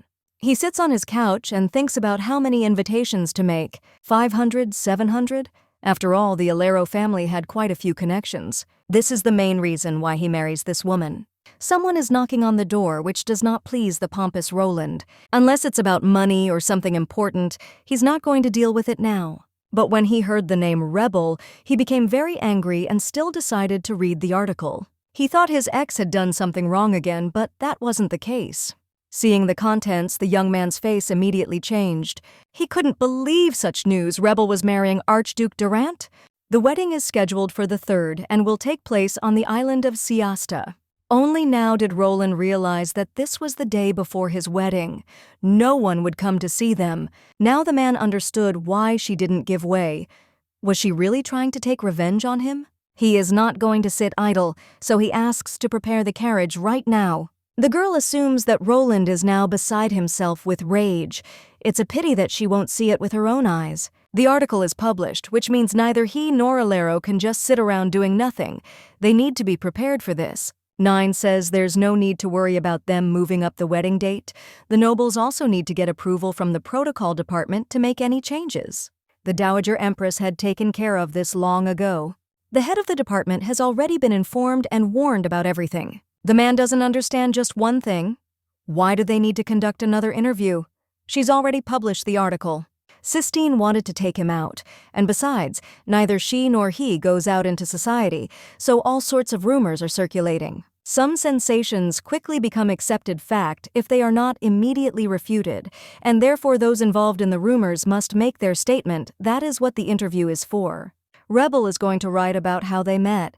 This is what worries people the most. For example, the dramatic story of the union of Lady Evala and Archduke Durant. A maid comes into the main character's office and asks her to come down. The girl asks, "What's the matter, since it's so important?" After the article was published, noble families began sending letters and gifts. There were so many that they came to call the lady. The lady says she will look through their letters, and the servants will put everything in the pantry in the meantime. Everyone suggested meeting. There were a lot of invitations, especially for tea. And how could we do without gifts? A fountain pen, cheese, elite alcohol, jewelry? All the contents were carbon copies, nothing original. Most letters are invitations to events. Rebel, of course, understands that they want to establish relations with the Archduke's family, but she doesn't want to go anywhere at all. One small mistake and rumors will start spreading not only about her, but also about Cystine. But ignoring the invitations is not an option either. Those that are important are frightening because of the possible attention, and those that are too insignificant for the debut of the Archduchess. In any case, it is not necessary to decide this right now. It can be left for later. The main thing is not to forget to discuss this with Cystine or the Empress. The girl was surprised when she saw another carriage, and on it was the coat of arms of the imperial family. A man came out from there, a messenger from the Emperor. This was a direct letter to Lady Evalie from His Majesty the Emperor. The contents of the letter turned out to be ridiculously simple. The Emperor summoned her to the palace for a personal meeting the following morning. When she married the 3rd most important person in the empire, the Archduke, the girl expected everything, but not this. A bloody emperor who kills anyone who dares to pose a threat to him. Rebel thought that she would be called to such meetings together with Cystine. The thought occurred to her that it was the initiative of the Dowager Empress, but it did not seem so. The main character was all tense. It was even difficult to imagine what awaited her inside, but she could no longer refuse to enter, come what may. The girl hopes that nothing serious will happen there. The main character, as required by etiquette, greets His Majesty the Emperor. The man casually asks if she is Rebel Evala, or would it be more correct to say Lady Rebel von der Rata, future Archduchess? The girl replies that the wedding has not yet taken place, which means that this title does not yet belong to her. However, His Majesty can call her as he wishes. A grin appears on Emperor Karas's face. Then how about Reporter Bell? Very interesting name. The main character was stunned and still cannot understand what happened. At first, the girl tries to act stupid, as if she had never heard of such a thing. But the emperor immediately asks to stop this performance. He has already conducted an investigation. Rebel Ivela is the only daughter of Count Ivela. She has no other parents. After the countess's death from a chronic illness, the father turned to gambling, abandoning both his estates and his own family. Compared to the family of Count Alero, who are active in politics, finance, and social circles, nothing similar has been noticed about the Ivela family. Current assets, a mansion mortgaged to a gambling house, a paltry sum. Other than the fact that she is a reporter, nothing else remarkable. That's why Karis called her. He needs to know how she managed to marry Cystine. He believes that a detailed explanation would be very appropriate here. Does he really want to say that the marriage is not real? Does Cystine suspect her too? Thinks there is some personal interest behind this wedding? But how can I prove to him that this is not so? Just be honest. But how can she tell such a thing to His Majesty? That night, the main character wants to try to beat around the bush and confuse people's minds. She and Cystine marry for the same reason as everyone else. They met by chance and their feelings for each other grew over time. Apparently, it won't be possible to pull the wool over the emperor's eyes. He only became more irritated.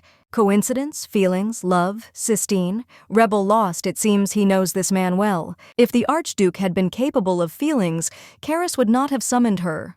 Considering her pathetic excuses, his suspicions are not unfounded. These two have set their sights on his rightful place, the throne and crown. Rebel is shocked. This is treason. She would never even dare to think about it. The man gets up and goes down to get closer to the main character. Even if so, can she guarantee that Cystine thinks the same? The girl wrote an article about the Archduke's inability to fulfill his marital duty, and that's her mistake. Cystine chose this path to prove that he doesn't need power. Refusal of marriage means refusal of an heir and continuation of the family line. Despite his doubts, this sudden announcement of the wedding made him doubt these intentions. Moreover, Rebel's activities lately are no less suspicious. She often sees the Dowager Empress, even more often than Cystine himself, and is guarded by shadows. The lady who is favored by the most powerful man in the empire marries the man first in line to the throne. So it is clear that his suspicions are not unfounded. What should Rebel do now? If she did not dispel his suspicions, not only she, but perhaps the Empress herself would be in danger. Facts are needed, so the main character has no choice but to tell the truth. The girl completely understands His Majesty. She was too embarrassed to talk about it, but she will have to. As he probably already knows, she was dumped by her own fiancé. That night, she got completely drunk in a secret bar. It so happened that Cystine was sitting next to her, and they started talking. And as a result, everything came to one thing. They spent the night together. In general, this was one of the reasons why she is getting married now. When the man digested all the information and put it all together, he grinned. It doesn't look like the main character is lying, especially in this situation. The heartless Cystine went to a bar and spent the night with a girl? There remains one more question. What about his mother's protection? She's never sent her shadows to protect anyone before. The girl didn't know if she could say this, but she had no other choice. Although the story is long, the Empress asked her for one favor. The events take place in the Alero estate. The Count has finally returned home. The children meet their father and ask how everything went. There shouldn't be any problems with the documents, should there? When the Count says that the wedding date cannot be changed, the characters are surprised. All the department employees refused him. The imperial family ordered them not to change anything. Father looks very gloomy. They wouldn't do this without a reason. These children, they didn't do anything to upset the imperial family, did they? But since Rebel came along, everything has changed. If so, then for the sake of the future of the Alero family, this wedding should be cancelled. Roland tries to convince his father-in-law they have no problems with the imperial family. Probably she mixed something up. It's worth trying again. The Count says he was made to understand clearly that this was impossible. Does he really think they'll listen to some brat? The man can't understand what's going on? And this after everything he had to go through for this marriage? Venica is biting her nails. She needs to say something too. We need to act. Roland claims that he will sort everything out. The main thing is to just focus on preparing for the wedding. The father-in-law sighs deeply. He understands everything and somehow agrees. A man goes to the protocol department. He must meet with the Duke of Fethia. Could this really be Rebel's doing? Did she conspire with the imperial family to undermine his position? But he's not going to sit back and do nothing. If his wedding doesn't go according to plan, then neither will hers. The events take place again in the imperial palace. In a nutshell, Mother asked Rebel to write articles that provoked Cystine, and the shadows are next to her to make sure that the task is completed. The main character confirms that the Emperor understood everything correctly. The girl told everything. The main thing was that the Empress would pardon her. Karis smirks again and says what a ridiculous situation this is. There is nothing more to tell him. Mother is quite capable of such things. Rebel, nevertheless, believed that this marriage was not for the purpose of rebellion against His Highness. However, this does not mean that he will trust them. It is worth behaving properly. It was a warning. This time he would let it go, but he would watch. Why does he suspect everyone? There is no one who is less power-hungry than Cystine. But it's still very strange. Could it be that something happened between them, the brothers, that wasn't mentioned in the original story? The girl plucks up her courage and asks why he doubts the Archduke. The man nervously taps his finger on his throne. How can she be sure without looking into his heart? The main character just realized that she had said something unnecessary. But still, shouldn't Cystine's actions have convinced him? He even swore allegiance to His Majesty and became captain of the Knights. Karis replies that people are not always what they seem at first glance. Once upon a time, he trusted your brother sincerely, just as she does now. The man believed that Cystine was who he saw her to be, without hidden intentions. He gritted his teeth until one unpleasant incident. In any case, if Rebel wants a peaceful life next to her husband, then she needs to play her role properly, even if he has no thirst for power. Who knows? Maybe those around him will force him to change his views. Karis orders the girls to watch out for those who might fill his head with nonsense and make sure he doesn't entertain any undue hopes. Then the Emperor will approve of their marriage. They say stress makes you lose weight, and apparently that's true. The imperial family will finish her off someday. Nine hands the main character some paper and asks her to cheer up. This is a rough draft of tomorrow's morning paper, and it looks like it's coming out pretty well. The interview will be on the front page. The editor said that such romance is rare in their time. If the girl had written down everything she had told the Emperor, Cystine would have been at least embarrassed. A story written like a novel, not a regular article. A lie with a grain of truth. The main character asks the knight to convey that she is pleased with the rough draft. 9 also mentions that the Empress Dowager was delivering a message. She said to free up Rebel's schedule because wedding preparations would begin very soon. It was not the bride who was busy, but the mother. All the instructions came from her. All the main character had to do was choose between the options provided. At some point, she even wondered if she herself had become too brazen. The girl wanted to help with something, since she was the one getting married, but the Empress did not allow it. The woman said that Rebel only needs to answer questions and ask if necessary. This is her patronage. And also, if there is time, he and Cystine need to get out and spend time together. However, due to the upcoming wedding, the Archduke was also very busy. After looking at his schedule, the main character's eyes popped out of her head. The wedding was moved up to an earlier date, so there was a lot of urgent matters to attend to. Therefore, the girl decided to come next time so as not to distract with her visit. And just as she was about to leave, someone's voice stopped her. It was Cystine, he asked. Is Rebel leaving already? In the end, the main character stayed for lunch, and afterward they enjoyed tea. She felt awkward seeing how much he worked. She was about to leave, but the man said his top priority was spending time with his bride. He also asked not to worry and to come at any time. These words made Rebel visit him several more times. So 2 weeks passed. Literally in a week, their wedding should take place. But at such a crucial moment, she was told that her house was about to collapse. In general, it all started like this. Under the sensitive guidance of the Empress, preparations for the wedding went off without a hitch. She trusted Rebel with only one choice, the wedding dress. She had to try on absolutely all the dresses and choose the best one.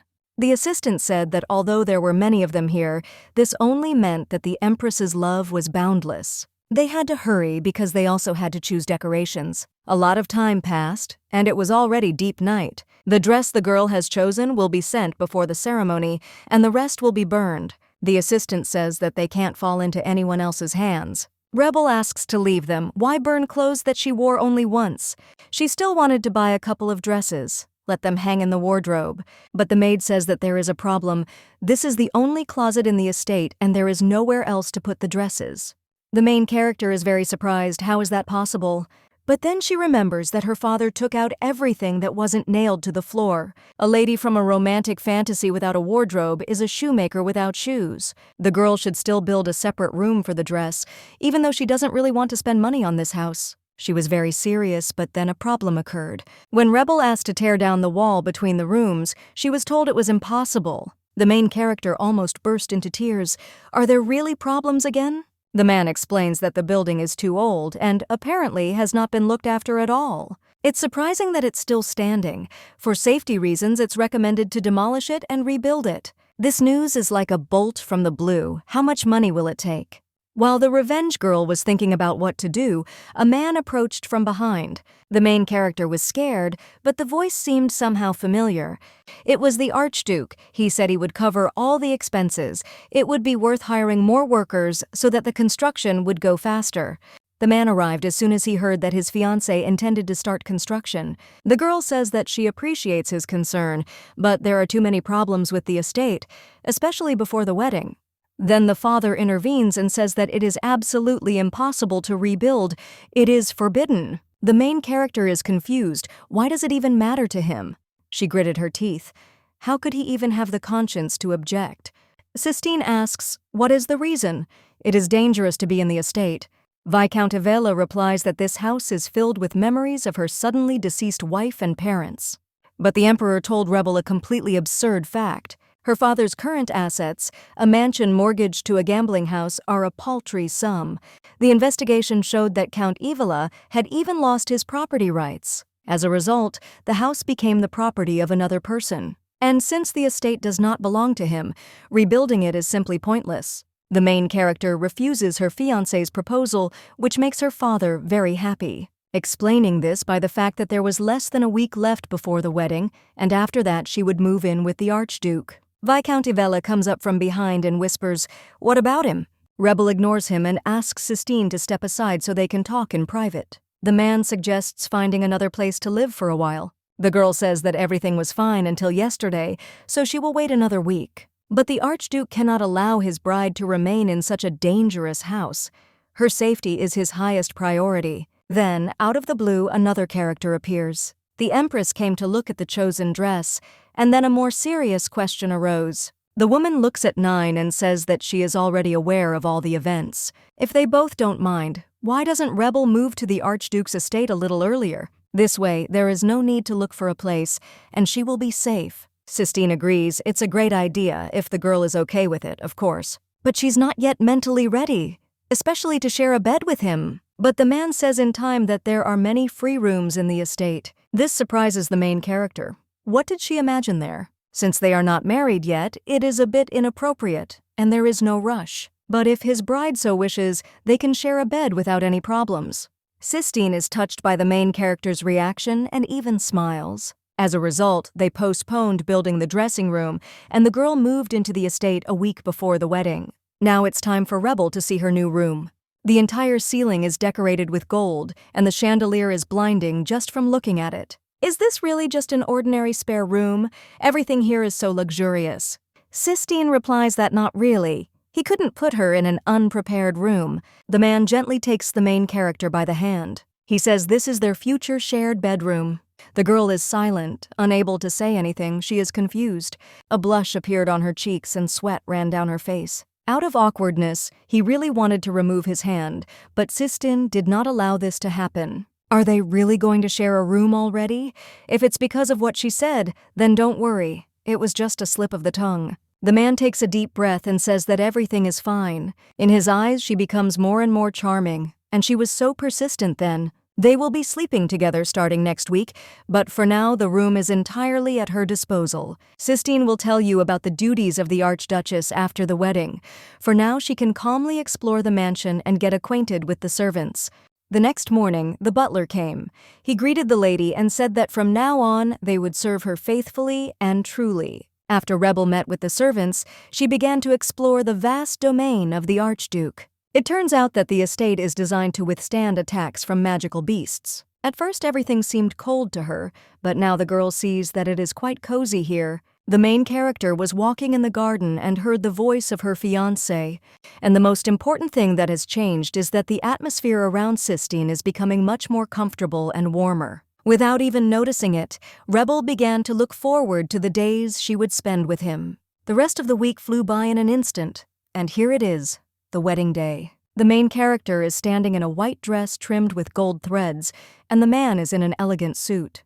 Holding hands, they headed towards the center of events, where the formal ceremony awaited them. Everything was sparkling and decorated with beautiful flowers. The guests were discussing the newlyweds.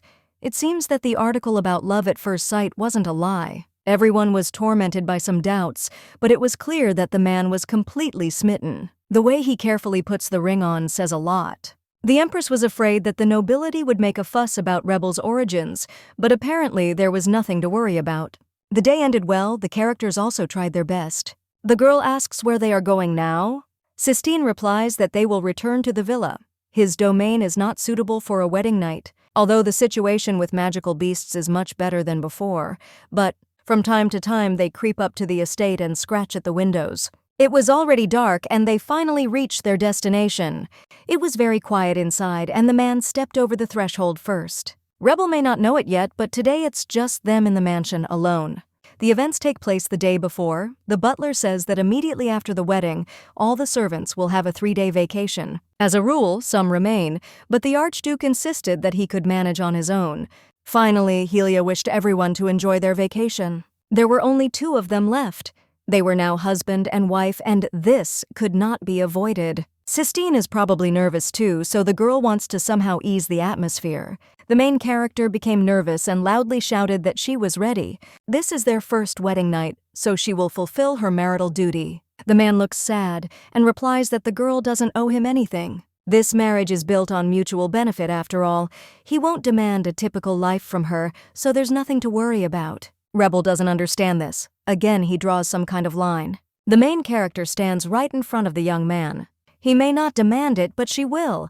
The girl dreamed about it all her life and came here for this very reason. No matter what the reason, marriage is marriage. From now on, they are a couple. Even if the relationship between them is very ordinary, they can have lunch together and share their experiences. And share a bed from time to time.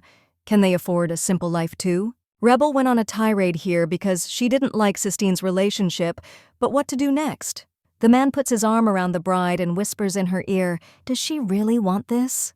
Just like last time, the main character agrees. A passionate kiss filled with love ensues. Events unfold the next day, Roland's wedding. They decided to split the wedding into 2 days, so that if the ceremony lasted until tomorrow, the guests would have time to arrive. Father-in-law says it's smart to use the impossibility of changing the wedding date as an excuse. He did everything he could. The man asks if the bride is happy with everything. There is no better option anyway. But Venica replies that there is, even if they don't get married at all. But her father has already given his consent. Who would have thought that she would lose all desire? Roland is not going to give up so easily. All his suffering was just for the sake of benefit. The man is about to go out to check out the hall.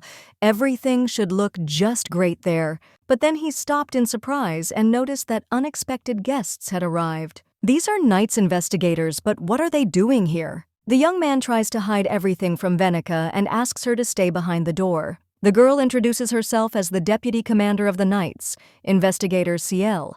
This morning they received reports with photographic evidence. The man was horrified. He immediately recognized his colleagues. They all gave their testimony, and Count Roland Dillon was arrested for illegal tax collection. The events take place 2 days ago at the Archduke's estate. Rebel has a message for 9 and hands him an envelope. The main character hasn't written anything for a long time. This is a new article. She reveals the whole truth about Roland Dillon's illegal tax collection. The girl orders to take her to the inspection, right on the day of Roland's wedding. Some of the reports came from anonymous sources, so printing was not an option. This was another sensation. Reporters literally surrounded Viscount Roland. The man understands that if Venica's father finds out about this, he will immediately cancel the engagement. Before leaving, he managed to tell his bride that this was just some kind of misunderstanding.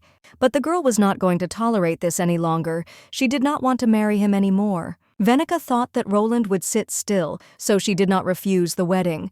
But illegal tax collection is too much. There must be some kind of limit. If she had married him, he would have destroyed the whole family. It was all over between Venica and Roland, and the headlines of the articles became harsher and harsher. Such a major event would never happen without some noise. Everyone is trying to attract readers. Rebel thought that the newspapers would not be published until the evening, but to give credit to the journalists, they are not wasting time. Cystine notes that she knows a surprising amount about journalism. If she had told him that she herself was a reporter, he would not have even doubted it. The main character again managed to dodge the topic and invite the groom to dinner. Who knew they would wake up so late? The girl had just opened her eyes, and the sun was already setting outside the window. The man replies that there is nothing to be done about it, since they also went to bed late. Rebel remembers the events of last night and blushes. That long night, which began with a kiss, dragged on and on until dawn. That's why these two fell asleep only towards the morning. We woke up at sunset, enjoying the warm rays of the sun softly shining through the curtains. The lad has no shortage of stamina. Apparently, the night's training paid off. But while the girl was falling asleep, various thoughts were spinning in her head. The Emperor told her that the reason why Cystine did not want to marry was the desire to prove that he was not aiming for the throne. Rebel still can't understand why he went back on his word. To avoid guessing anymore, she wanted to ask directly. This question caught the young man by surprise. Before answering, he asked her if she liked romantic stories. Cystine said he fell in love at first sight, but the lie was immediately exposed. The main character asks seriously, so she wants an honest answer. But the man had already told and promised that he would not use the word use. Rebel asks again, does that mean he got married to take advantage of her? But the girl still doesn't understand how, in what way she can be useful. The Archduke cannot give a precise answer. The only thing he can say is that no one else can offer it. She can enjoy power, luxury, fame, and revenge without worrying about anything. A man will give all this because a girl gives something of equal value. Every time Rebel takes a step forward, trying to get closer to Cystine, she has to take 2 steps back. Why couldn't he just say it? If he opened up, she might be able to help somehow. Although it is not the main character who should say this, she has no less secrets. The events take place 3 days later. All the servants return to the estate. Rebel also has the responsibilities of an archduchess. Until now, the Duke had been running the estate's affairs on his own. Now that responsibility will fall to her, including organizing events and handling some external matters. However, the Archduke said that if the girl found it too difficult, she could stop doing it. The main character has a lot of enthusiasm. She has been waiting for this for a long time. The butler takes out a pile of invitations. First, it's worth sorting them out. It is necessary to look at them all and give an answer to those that the lady intends to visit. The girl is shaking from the amount of the first work. There are too many of them there. The butler explains that there are all the invitations that were sent after the wedding, as well as those that were brought from the estate. Rebel remembers these are the very ones she put off for later. It's not hard to write a few words in a reply letter. The problem is different. In high society, they like to make up God knows what. You need to answer thoughtfully to avoid this. And also, one answer is not enough. It is more important to show up for the invitation. As an archduchess, she should show herself in society. The main character's head started to hurt from thinking about it, but then she saw someone. This is her fiancé. He took the whole box of invitations for himself, after which he began throwing them into the fireplace, saying that they were sent before they got married. There was no need to deal with them, especially when you had a headache. If a girl gets into a tough situation, she should just drop everything. Rebel says she appreciates his concern, but she can't give up just because things are hard. Now she is the Archduke's wife, and she needs to choose an event at which she can make her debut. Here the main character received an invitation from the Dillons. These people even published an official order. They're probably just trying to convince others that their family is still afloat before it's too late. The girl suggests burning this obscene invitation, but the man stops her and still offers to attend the banquet. It doesn't matter where they go, they'll still be whispering in the corners. If they attend a banquet of a high-ranking aristocrat, they will be thought to be seeking power. If they attend an event of the upper crust, they will be thought to be seeking wealth. The Dillons are the best option. This event is already one of the major events in the empire, and the archdukes themselves will be there. Considering that this is the first event after the tax scandal, reporters and nobility will certainly show up. And what's more important, Rebel will be able to show Roland that she can live just fine without him. Even though this invitation was probably written only out of politeness, the characters will still head there. The day of the banquet has arrived. The events take place at the Dillon estate. Roland and his father are struggling to hold the event with the funds they have almost none left. Fortunately, many have accepted the invitation. The butler announces the arrival of a guest, and for a moment the man thinks that this is his bride. But when he hears the name of Archduke and Archduchess d'Irant, his face immediately darkens. The carriage was already waiting near the entrance. It was too late to take any action. The young man quickly began to descend. He did not believe what was happening. Roland sent an invitation to show politeness, and they actually showed up. But it was true. The main character's dress sparkled and stood out from all the others. Everyone in the room was delighted and couldn't take their eyes off it. The girl greets the host of the celebration, Viscount Roland from the House of Dillon. People began to whisper among themselves. Some were discussing His Highness the Archduke. Someone mentioned the new Archduchess, but they didn't say anything bad, just the usual gossip. The only one who wasn't happy was Roland. He kept calling Rebel's name and cursing her. She ruined his wedding, and now she's come to sabotage the carefully arranged banquet that was supposed to be his return to society. But the man can say nothing of his thoughts, but only greet her ladyship. Roland doesn't understand how much longer this woman is going to torture him, but he is powerless as long as she is under the protection of the imperial family and the Archduke. While the man was reasoning, he remembered some moments from the past. He always didn't understand where the main character went so late at night. Every time they met, she would always hide behind work and run away somewhere. When Roland asked what she did, he didn't hear a clear answer. Since he only intended to play with her, he didn't care too much. But now, what could she do at night? Date a man? At that moment, the young man had a complete picture, even though it did not correspond to the truth. But not knowing the whole truth, he considered it the only possible one. If the Archduke finds out that his beloved is seeing another man every night, she will be in trouble. A man comes up from behind and asks, "What good thing happened to the gentleman?" An unknown person whispers that it must have been difficult to organize a banquet in such confusion. When Roland got angry, the guest said it was just a joke. After which he took out some kind of business card, it seemed ominous, with a snake. Thanks to her, he will be able to get everything he wants, be it power, honor, or glory. All that is required from a man is money. This is a business card and an invitation at the same time. When Roland wanted to ask who he was, the unknown guest simply disappeared. While the young man was looking around, he crashed into one of the guests. The man immediately apologized and asked not to pay attention but just enjoy the banquet. It was 9. He thought that he should tell the lady about Roland's strange behavior. In the center of the banquet hall, servants carry trays with drinks for the guests.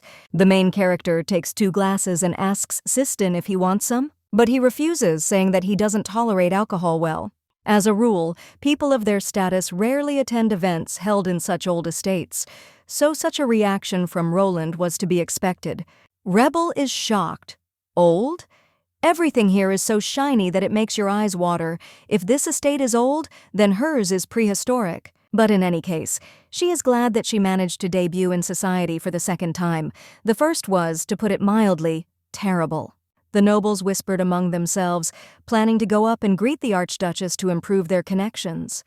After all, the Archduke is a tough nut to crack. The main character was very surprised when she was called out. A whole crowd came up to her and started showering her with compliments. Rebel was completely confused.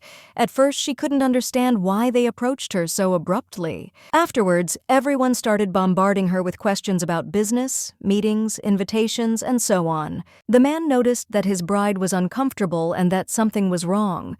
Concerned, he asked if everything was okay, if something had happened. But then Cystine felt that his magic was getting out of control. This had never happened before when Rebel was around. The Archduke immediately understood what the problem was. The girl's condition was reflected in him. Something had to be done urgently before the situation led to disaster. When the main character turned to the man, she turned even paler. She saw that Cystine's condition was even worse than hers. But the man replies that everything is fine. He just feels a little dizzy. After which he suggests going for a walk. Fresh air will definitely help. Many people have said that the gardens here are magical, and they were not wrong. It really is wonderful. Rebel asks if he is feeling better. They can go back and call the doctor. When the girl calmed down, his magic calmed down too, so he replied that no doctor could cope with this problem. The atmosphere has changed somehow, the main character asks again. No one?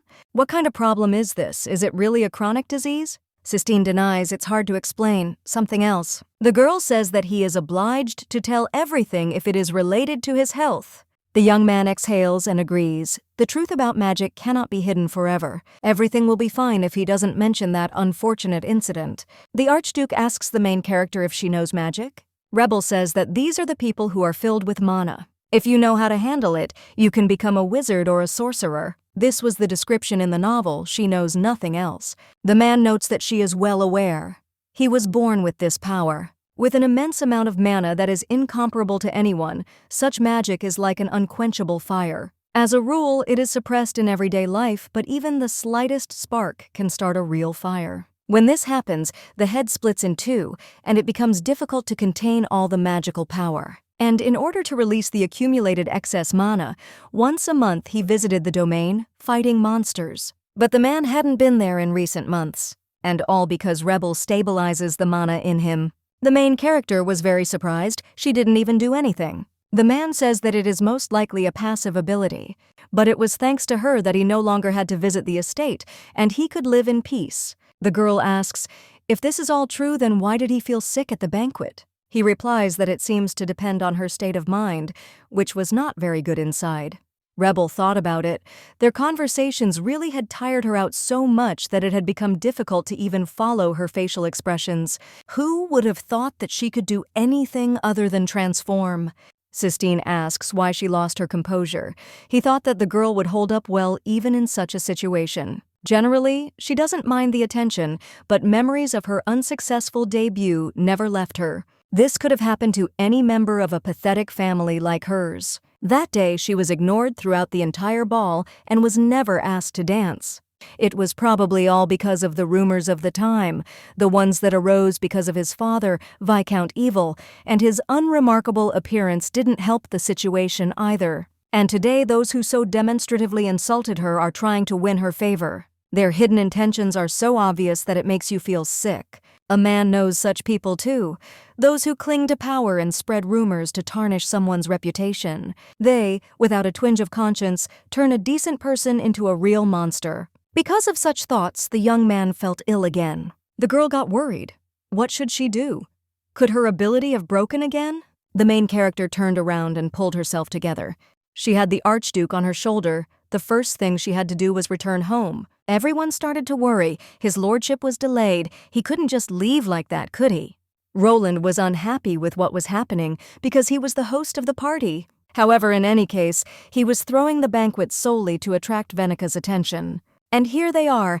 The Alero family has finally arrived. The man has been waiting for them for a long time and even prepared a room where they can talk. But the proud girl replies that she doesn't want to hear anything. Roland can't understand why he's taking such a tone. Has he disappointed her in some way? Even if he has, they're not going to stop everything right there and then, are they? Venika got angry. She came to make it clear that they were breaking up. It was over. The guests laugh. He was abandoned in the end. It's natural. Who would want to go down with him? The idea of severing all ties is reasonable. Besides, Roland Dillon also disgraced the Archduchess. Isn't this the most genuine duplicity?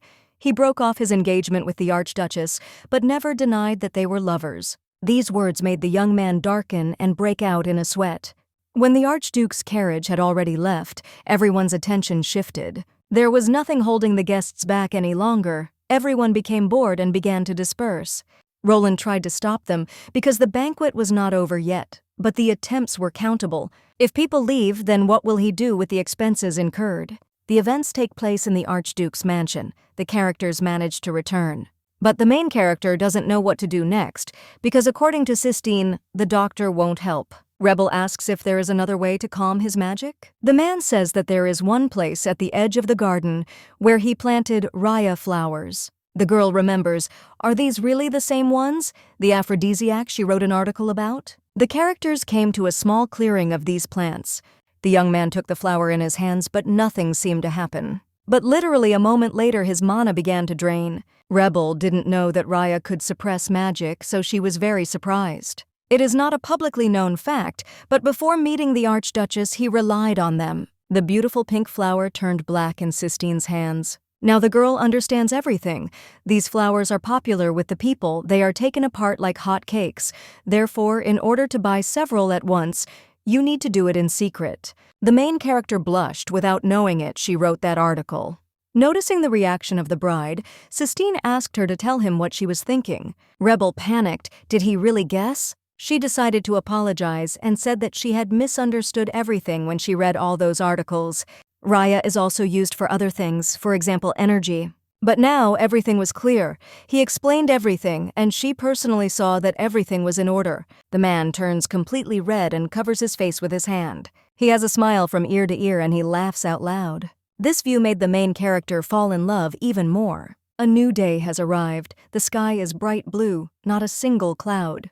A newspaper was delivered to the estate, which mentioned yesterday's incident between Dylan and Alero, but the girl is not as worried about it as Cystine. Yesterday, he definitely showed emotion. Does that mean that she successfully fulfilled the Empress's request? If everything works out, she will finally leave her job as a journalist. Everything is going so smoothly that it is suspicious. Then 9 knocks on the door of the room. The main character allows him to enter. The man reports that the lady received a letter from the newspaper Cryberry. The Archduchess no longer has to scour the countryside for sensational news because she is relatively popular as reporter Belle in certain circles. People generally only provide rumors, but newspapers are a different matter. They send confirmed information. Well, it's time to scribble some paper. What will the article be about this time? Having read the material, we can say briefly, the traders agreed to set a single price for salt. It is said that the price of this product has jumped throughout the region. Prices had always varied, but this was the first time they had jumped so dramatically. This led to a collapse of the tour's economy. If we take other regions, the price there remains the same. Well, the main character, or rather reporter Belle, gets down to business. She has no equal in corruption cases, so she investigates everything personally. 9 also reports that the Tura region is nearby and can be reached in a day. But the girl's enthusiasm quickly fades when she remembers something. Cystine is the biggest problem. You need to come up with a reason for it. The events take place in the Archduke's office. The bride has already told him everything. She needs to travel to another region because of the hobby she mentioned earlier. Rebel also adds that just in case 9 will accompany her and her absence will not be long. The man sits down on the sofa to think things over. He allows it. Even though she is an archduchess, she also has the right to pursue her hobbies. The main character didn't expect that everything would be so simple. Cystine didn't expect it to require travel. It seems to be a moving occupation. The girl replies that it seems like you have to constantly meet new people, walk, and in order to not be recognized, she will change her hairstyle and use a pseudonym. Rebel has such an innocent smile, but for some reason the man is a little depressed. He had heard that some aristocrats concealed their identities and went out for walks in secret. But why hide your hobby? Can't you just tell me? Cold sweat ran down the heroine's face and she began to stutter. Cystine replied that he understood everything and that nothing was needed. But then the girl jumps up and asks to guess. If she just says it all, it won't be interesting at all. Rebel, the most important thing is to drag out the time. In this case, the young man asks for a hint. What should she tell her so as not to lie, but also so that he would not guess right away? The Archduchess decides to answer that she is researching and revealing secrets. There are many things that can be assumed here: archaeological excavations, historical research, treasure hunting, hobby clubs, and so on. The events take place the next day in the same estate. The Archduke is informed of a recent patrol where nothing strange or suspicious was noticed. All the man's thoughts are filled with yesterday's conversation, the revelation of secrets. What could it be? Cystine replies that this information is quite sufficient. Now, they and the head of the night investigators, CL, should move on to the matter of the incident. Cystine is the lead investigator. He asks how surveillance of the Dillons' properties is going after the scandal. They tell him that everything is now under control and has returned to normal, and Roland has become quiet. So the big question is, did they find out who provided the information about the incident? The man is referring to the report and photographs that led to many articles being written. Seal tried to find out everything, but the only clue they have is that the report was passed anonymously to the guard post. There are no noticeable distinguishing features in the handwriting, so it is extremely difficult to identify the author. And yet, judging by the writing style, one can assume that the author has written similar documents before. In addition, he knows how to use a magic camera. From this, we can conclude that the report was written by someone who makes a living in a similar way. The work of an informant is a kind of assistant, people directly connected with the activities of the Investigators Guild. Absolutely anyone of any age and gender can become one. For a certain reward, they provide information.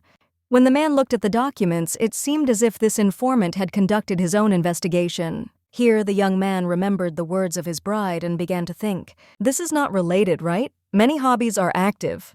Cystine asks if Ciel has met the Archduchess in person and receives an affirmative answer. In that case, does she think Rebel could be that assistant? The girl replies that this is unlikely.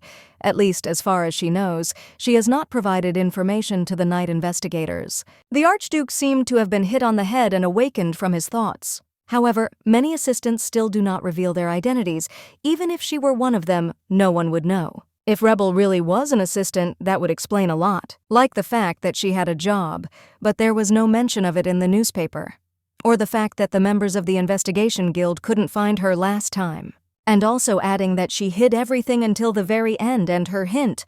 The puzzle finally came together. From now on, Cystine will not investigate the identity of the informant in this case, explaining that he initially intended to offer him a position as an investigator, but that was no longer relevant.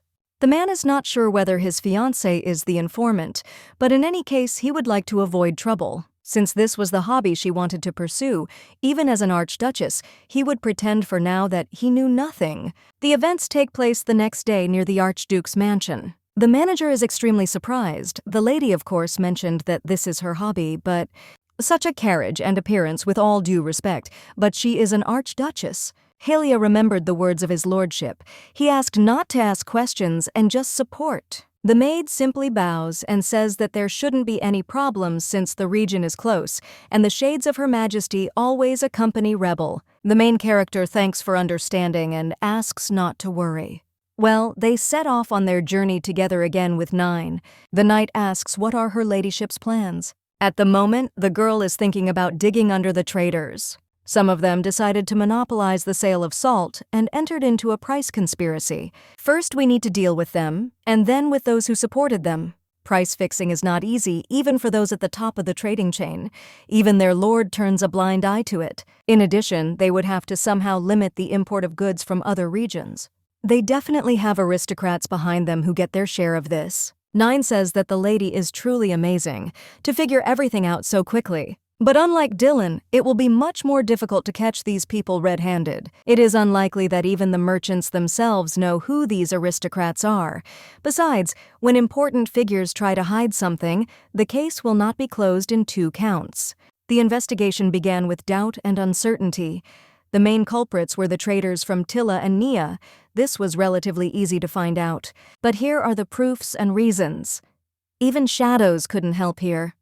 The one-day trip lasted several days. If it weren't for the Archduke's visits, Rebel would have rented a room nearby and finished much faster. The servants did not suspect anything, and upon arrival, they did not have to explain their sudden disappearances. And Cystine himself began to drive her out of the house. The girl is surprised by this. Is he just watching because she asked him to guess?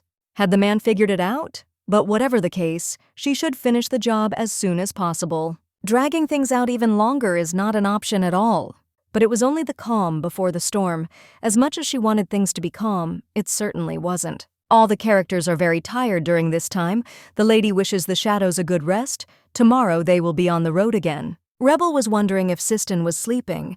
He had been coming home from work early lately. But then the main character notices something strange ahead. The field of raya flowers was completely dried up. They all withered. Horror appeared in the girl's eyes. What happened here? Yesterday everything was fine with them.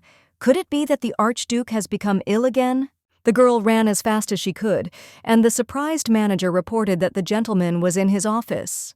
The main character ran as fast as she could to his lordship's door. She opened them abruptly and immediately began calling him. The man was standing at the window. When the girl entered, he turned around. Cystine looked, to put it mildly, terrible, with a hoarse voice and bags under his eyes. The main character immediately came closer to assess the situation. She touches his face and asks if his magic is out of control again. He's pale as death. What happened in her absence? The events take place several hours ago. The manager hands over some item.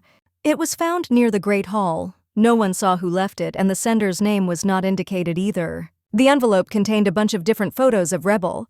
Somewhere she was sneaking around, somewhere she was talking to the townspeople and pretending to be a commoner. It looks like these photos were taken while she was pursuing her hobby. Who created them? If it was a reporter, the article would have been published long ago, and if it was a ransom issue, at the very least, they would have included a letter of demand. Most likely someone wants to sow discord between them and destroy the relationship. The first culprit that comes to mind is Roland Dillon. He is the only one with motives. When Cystine became angry, his magic began to go out of control. He hasn't visited his domain for so long that magic boils within him from the slightest irritation. The man used the raya flowers to suppress the mana a little. He had Rebel before, so one flower was enough.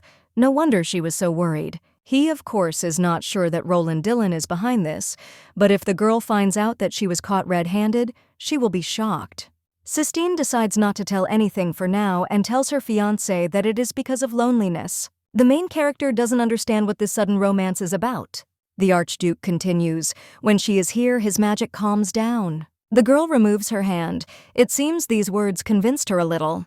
When the man felt better, she was able to feel relief and exhale. Just in case, Rebel decides not to leave the estate for the foreseeable future. Cystine tries to dissuade her, assuring her that it is not necessary, but her decision remains unshakable. Meanwhile, the investigation in Tura will be handled by Nine and the Shadows. The main character spent almost all of her free time with her fiancé. He even seemed to feel ashamed that because of him she couldn't pursue her hobby. And in order to somehow make amends for his guilt, he decided to give her a gift. Cystine said it wouldn't be as fun as her hobby, but maybe she'd enjoy it too. But why would she like the report on incidents in the Western region? The man says that he has selected the documents that she can look at, so there is no need to be shy. He seemed to think that her hobby was somehow connected with investigations and crimes. Great! Rebel decides to play along. The Archduke warns that tomorrow he will leave the city on business for 3 days. But will he be okay? Cystine says that as long as he keeps his cool, there shouldn't be any problems. There is an inconsistency in his words. Before this, he said that the magic raged because she was not there. What does a man's condition depend on? Rebel hopes the investigation will be completed within 3 days so she can write the article at home. She wonders if the Shadows have dug up anything useful. Out of nowhere, Nine appears and hands over an envelope. He was waiting for the right moment to report everything. According to the information, 2 more noble families have joined the conspiracy with the Tilla and Nia families. Besides that, Luina is also trying to join. Lady Luina herself secretly sent invitations to 4 individuals, presumably to entertain the guests and attempt to conspire. Rebel is delighted. It will be easy to get in there. When will the meeting take place? Nine asks to calm down. All identities will be checked and only 5 people are supposed to show up for the meeting, so the risk of detection is high. Although the girl does not know how to take on someone else's appearance, she can disguise herself as Lady Luina. That woman doesn't show herself in public, so no one knows what she really looks like. The main thing is to make sure she can't attend the meeting. The knight says it's very risky. What if they saw Lady Luina in person? Rebel says that they will think about it on the spot. In any case, there is no other way to get there. Nine is very displeased, but still acts on her ladyship's orders. A new day had dawned, and Cystine had already set out with his knights. The main character had just woken up and was still sleepy. The events take place at the temporary base of the Knight Investigators.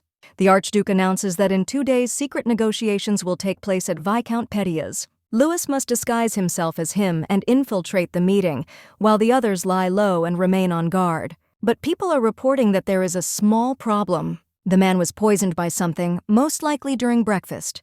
He needs to play his role without a hitch. It's unlikely he's capable of that in his current state. Since there is nothing else to be done, Cystine volunteers for this role. No one else would be suitable for this role. Someone is too short, someone is too tall, and someone is even a woman. But the assistant is concerned not only about the question of appearance. Will everything be okay? The events take place the day before the meeting. Rebel is ready. She has studied Lady Luina inside and out. 9 also managed to find out who the aristocrat A is. This is precisely Viscount Petia, whom Cystine must pretend to be. The representative of Viscount Petia was nicknamed the Black Mask, and the representative of aristocrat B was nicknamed the White Mask. If the meetings take place in masks, it turns out that the aristocrats themselves do not know who they are dealing with, although they are probably just trying to cover their tracks. That's all 9 managed to find out. They should work properly tomorrow. The day of the meeting has arrived. In order to take Lady Luina's place, she must first be found and captured. For the shadows, of course, such a task is a piece of cake. They locked her in a remote forest house. They also prepared a carriage for the trip to Tilla's estate. The girl finds it strange that the meeting is arranged by Luina, but it takes place at Tilla's estate. 9 says it seems like they always have meetings there. If this is true, there are probably some documents stored on the estate. For example, evidence that the rise in salt prices was not a coincidence, but a carefully planned plan.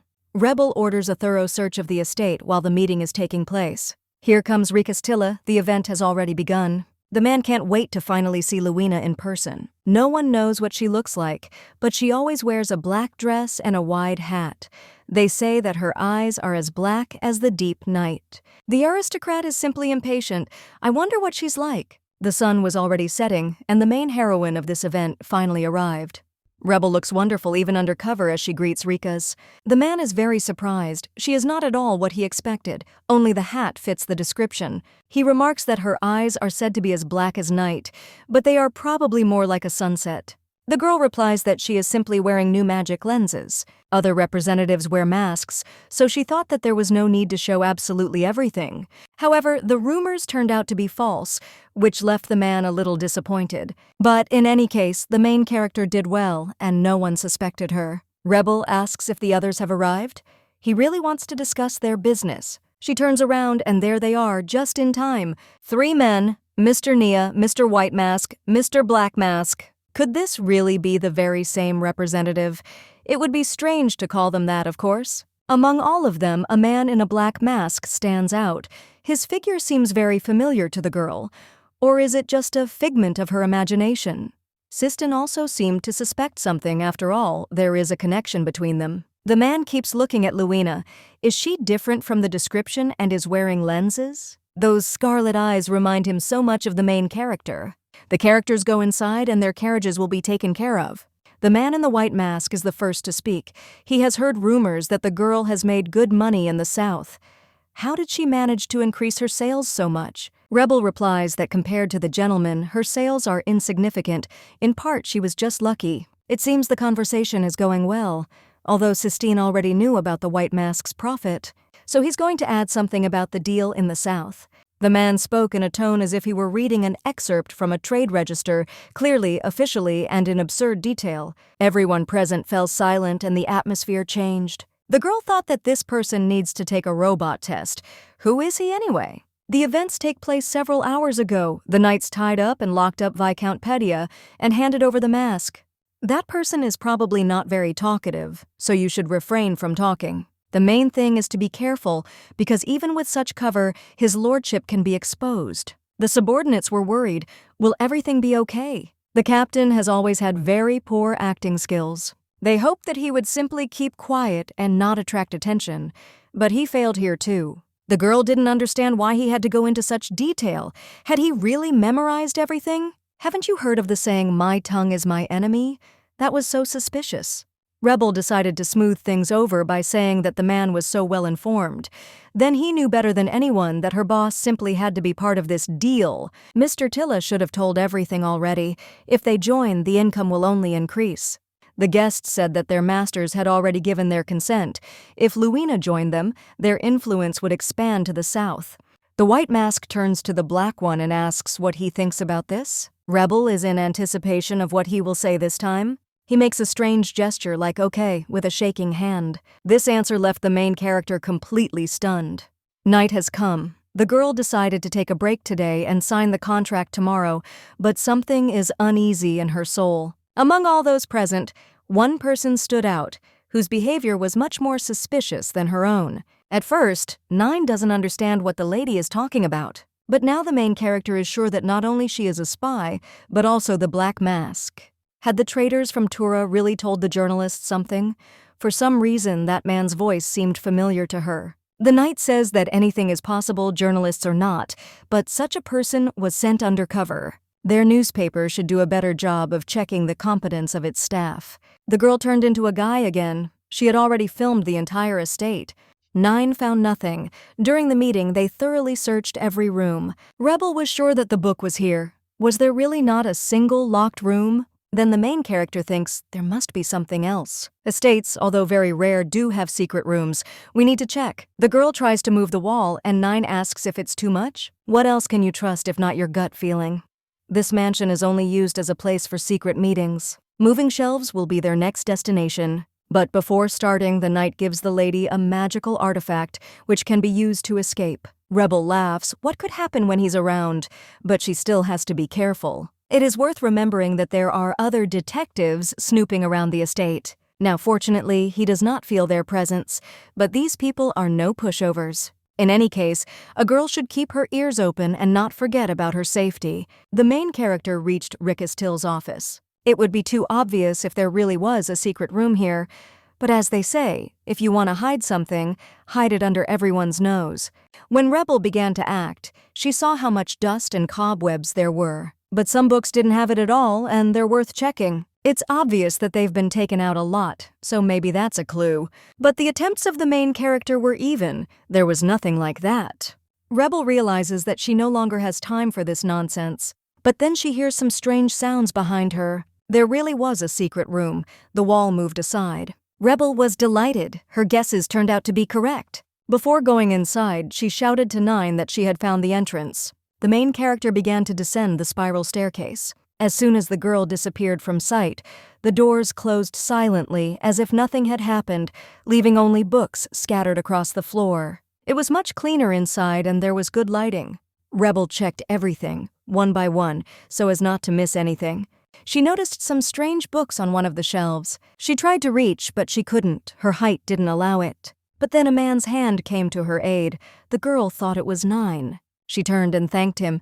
He came so quickly. But when the main character opened her eyes, she realized that this was not her knight. The girl immediately tensed up and horror appeared on her face. It's that same man in the black mask. He asks what she's sniffing around here. He's undercover too, right? I had to manage to run into him. Rebel collects her thoughts. If he really is a spy, then the enemy of her enemy is her friend. Since he went so far, they probably have the same goal. The main character suggests not to waste time. She will not interfere with him. For a while, the man stands silently behind Rebel, after which he agrees and also starts working. The girl is shocked that it worked. What's wrong with him? He somehow looks suspiciously like Cystine. She doubts that it is really him, but the thought just won't leave her head. The voice, the manner of speech, the posture, the height are exactly like those of the Archduke. Cystine also went somewhere on business. Maybe he was coming here? The man asked to stop staring and continue searching. He had his suspicions too, the same shade of purple. It's as if Rebel herself is looking at him, but he's a completely different person. How often do people have eyes like that? The Archduke had only seen eyes like that on his bride. If Luina really wears lenses, then he doesn't need them. And then there's that feeling. The main character finally found the book she needed. As she was about to leave, the man grabbed her by the collar. Cystine says that he was also looking for these very documents. At first, Rebel didn't want to give it up, but she was threatened. She agreed to give it to him, but first she had to take a photo. The Archduke replied that now was not the best time. He heard some sounds from above, which made the girl even more wary. The bookshelf began to move, and guests were heading towards them. The man was shouting at the top of his lungs that someone had broken into the estate and that the trespassers needed to be caught. The characters needed to do something urgently before it was too late. Little by little, there are more and more guards, and they are serious. Cystine says if they stay here even a little longer, they'll get caught, so photos later. Rebel doesn't understand where they should go. There's no other way out. Everything went dark here, and at first she couldn't understand why. Then I remembered that this meant that the transformation would end in 3 minutes. The man calls out to her and warns that if he continues to pierce her, he will be left alone. Of course, it's not the right time, but the main character still has a little time. Rebel is determined to get out alive and uncaught, so let's go. She asks what their plan is if there is only one way out. Cystine accumulates magic and answers that it means it must be done. He has a very serious face, he is getting ready. After which it releases a powerful stream, causing many fragments to fly apart. The wall was completely destroyed and a beautiful night sky was visible. Now the main character is sure that Cystine is standing in front of her. Rebel asks to wait. Of course, it's great that they have a way out. But they are on the 2nd floor from where you can't just jump. The Archduke looks at the main character with some suspicion. Well, in any case, they have no other choice. They won't die anyway. They'll just break a couple of bones. The girl is very scared. She gathers her strength, but the man, on the contrary, is eerily calm. But they succeeded. During the flight, Rebel thought that the main thing was to survive. To survive. At first glance, everything was fine with the characters. Cystine patiently waited for his new friend. He asks how long the man plans to sit in the bushes. The guards from the estate could come at any moment. It would be great if he kept his promise. The main character is only happy, but the appearance has disappeared. Only her cloak saved her. Still, there's no point in wasting time. If she continues like this, he's unlikely to like it.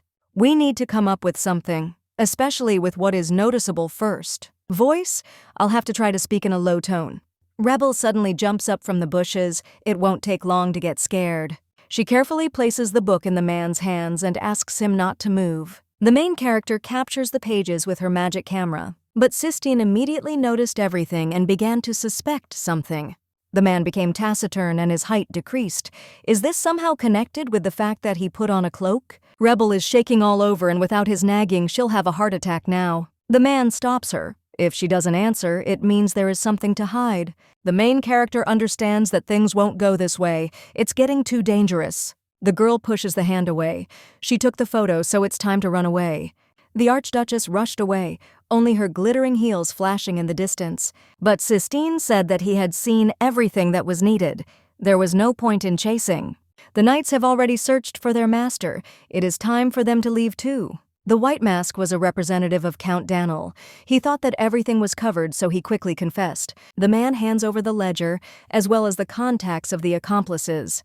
They must take care of them. Seal asks who that man was. They can detain him without any problem. A man with the same eye color as Rebel and the ability to suppress magic. He, of course, wants to confirm his suspicions, but for now he will leave him alone. First, the mission must be completed. 9 kneels before his mistress and wishes for death. Only in this way will he atone for his guilt for failing to protect her ladyship. Rebel is already all gloomy and asks him to calm down because she is safe and sound. He already did everything he could. That already means a lot. But 9 still thinks he's not trustworthy. He couldn't even break through the magical barrier. When all the commotion started, the guards headed to Ricus's office, so he infiltrated their ranks. At one moment everything thundered, and the knight could not take another step. Their path was blocked by a powerful barrier, but others hardly realized it. Only a capable knight with magic could have placed such a thing. But it didn't affect the girl. She didn't even feel anything. Why? Could this have something to do with her mana suppression ability? Rebel managed to get home first. She asks the manager to keep today's trip a secret. The girl was too close to Cystine. He probably didn't suspect her, but an alibi wouldn't hurt anyway. And here comes the Archduke. Helia is the first to greet His Highness. A conversation starts between the characters. It's still so early, and the main character is not yet asleep. She replies that she was waiting and couldn't lie down alone. Now she can go. But the man asks to wait a minute. He has one question. Today he met a man who had the same eyes as her and the same ability. Does the main character know what this might be connected with? If he says everything so directly, then does he really understand who she really is? Rebel falls silent at first, flying in his thoughts. Then she turns around and plays dumb. Is there really anyone who is so similar to her? Even without taking into account the ability, the same eye color is already striking. She has never met such people. Cystine was surprised. Was it really true that no one in her family had purple eyes? He thought that the man was from her family. That would explain everything. Count Ivel doesn't have eyes like that, so he assumed it was a relative on his mother's side. Rebel replies that it seems that color is not hereditary. She does not remember anyone similar. Probably just some kind of mutation. People are still different from family members in some way, although cases like hers are rare. From now on, the main character will have to be very careful so that even more questions and suspicions do not arise. Since it is already night, the characters are getting ready to go to rest. The events take place the next morning at the Archduke's estate. It seemed that Cystine had no more questions, but Rebel's conscience began to torment her a little. As usual, after breakfast he left for work. Meanwhile, the girl, with all the information she had obtained yesterday, wrote an article and sent it to print. But surprisingly, it was published in the morning newspaper only the next day. The publishing house always boasts that they publish articles faster than anyone else. Why have they gone quiet now? On the front page was an anonymous article about the price collusion between Count Daniel and Viscount Pettia. It says there that the Count himself was hiding under the white mask. Even Rebel didn't know that. Could these really be investigators? So those people Nine was talking about were really them? Cystine came up from behind. He was also interested in the news. At his request, the main character gives him the morning newspaper. The girl assumes that Cystine infiltrated there together with the investigators. Does the captain of the Knights of Investigation always do this kind of work? He notices something interesting on the news, a photo taken by that unknown person. The man fell silent for a second because the author of the article turned out to be reporter Bell. Cystine said he seemed to know who the man was. The main character was stunned. What? What is he talking about? Looking at the newspaper, the girl became very, very angry. That can't be. But he is sure that this photograph was taken by that very person. Rebel asked not to publish that photo. What hunched dogs? She's trying to somehow get out of the situation, but what if it wasn't him? He has his own subordinates. Then it turns out that he personally knows the reporter Bell. If he catches that man, he will be able to reveal his identity. It seems that now a man's appearance is still forbidden for a girl. Cystine did not come just like that, but to deliver a letter from the Empress. She wants to invite Rebel to tea at the palace. If you think about it, they haven't seen each other for a long time, and finally she will be able to unwind and relax. Since the Archduke is busy that day, she will have to go alone. But Cystine says that if it is not an order, the girl does not have to go. She is his mother, but for Rebel she is an empress, the one whom the entire empire admires, the one before whom everyone trembles. Even if they have become one family, it does not mean that family feelings will suddenly appear between them. Therefore, he will ask to postpone the tea party until he is free. Over time, the girl increasingly notices how attentive a person he is. Even at the beginning of our acquaintance, he never went back on his words. It seemed to her that he would not care about her at all, and only needed to complete the task. But the more time she spends with him, the more often she discovers his care. He puts the well-being of the bride above all else, always putting in maximum effort. Why then does Cystine try so hard to hide behind her mask? Rebel replies that everything is fine. After all, they have seen Her Majesty more than once. She is always kind to her. The main character thanks him for his concern, but it's time for her to get ready for tea. The man is left alone with his thoughts. The events take place 2 days later, at a tea party in the palace. The Empress is a little upset that Cystine didn't come, but the two of them won't be bored anyway. The woman asks if the main character has been caught. She heard that investigators were working undercover there. Rebel replies that it was difficult, but what does the Archduke have to do with the investigators? The Empress reveals that he is their leader and also the commander of the Imperial Knights. Cystine has held both positions for quite some time. The inspectorate does not disclose information about the composition of the investigators, with the exception of its external employees, so it is not surprising that she knows nothing. The main character finally realized why he was involved in that case. The mother asks about her son. How is the task going? A girl might say that he has started to show emotions more often than before, but this is new to him. The Dowager Empress sighs. She is sad. She knew it wouldn't be easy. Cystine was used to controlling his feelings. He had lived like that for too long. However, progress is visible and the chances of success are high. No matter how long it takes, the woman feels that Rebel can handle it. She also hopes that the main character will stay with them longer, after which he suggests a great idea, a date with the Archduke. This is of course a good idea, but the Archduke's estate is not at all a suitable place for a walk. Therefore, the young man refuses this offer. He cannot take his bride with him to such a dangerous place. If she wants to go on dates, they can choose another place. But the girl simply asks to go together, even if it won't be like a regular date. Even though it's dangerous, this territory belongs to them. It's the Archduchess's responsibility to look after the duchy. Rebel does not want to just enjoy the privileges of his position, but also fulfill his duty. The man doesn't understand that she already does a lot of things, and this ability alone saves him a lot. He says he's leaving for the realm in a week. That day coincides with the extermination of the monsters, so he can take the girl, but only another time. The Archduchess agrees. First he will go with the knights, and then she will be captured. Cystine is surprised. Knights? What is she talking about? But Rebel is convinced that he cannot be engaged in the extermination of monsters alone, because he is also a human. The man decides to play along, in which case he will do so. The events take place sometime later in the Archduke's office. He asks CL to have the investigating knights escort him to the Archduchy. She doesn't understand why, because he is more than capable of handling everything himself. If it were an ordinary person in his place, he would have taken at least a squad with him. The man just wants his bride to be calm. There is no need to fight, just to accompany her. CL asks what his lordship is hiding. The Archduchess knows that the young man has magic. Cystine replies that she has only seen the tip of the iceberg, but she has no idea of the real threat that lies within. She only saw his condition worsen when the magic got out of control. But what happens if the girl finds out about the real threat to her life? The man hopes that she will never see this. No one knows how things will turn out. Will she be able to bear this?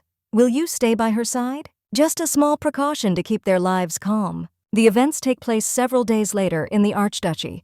The road didn't bring any trouble, but the man had never taken knights before, so all the servants had surprise on their faces, except those, of course, who knew what was really going on. Rebel saw the young man off without a single suspicion, with a smile. On top of that, Cystine still hasn't figured out who was following his fiancée. He's planning to kill 2 birds with 1 stone on this trip. Seal just found out who was the culprit of that incident. The photographs were sent by an anonymous journalist working as a paparazzi, and the customer turned out to be none other than Roland Dillon. The young man clenched his fist. That's what he thought. After he finishes here, he will immediately head to the Dillon estate. The man walked into the forest. He was so black that his eye could be gouged out. The ominous aura becomes denser, a sure sign that many monsters will appear soon. However, thanks to this, he can no longer hold back his magical power. The man rushes forward at full speed towards his opponents. From one place he seems to teleport to another. Hatred is visible in his eyes. A huge beam of light appeared. It scared all the birds if they were able to fly away. It's evening, and the events are taking place at the Dillon estate. One of the servants brought dinner, but the master decided to throw the plates around. An angry Roland asks if it's not clear that he's not in the mood for a meal right now. The man grinds his teeth, somewhat reminiscent of a mad dog. From that very day on, all business partners broke contracts with him one after another, and Venica completely cut off all ties with him. It's all because of the main characters. Because of them, the aristocrats hated him. Roland believes that he is not guilty of anything, but looks very pathetic from the outside.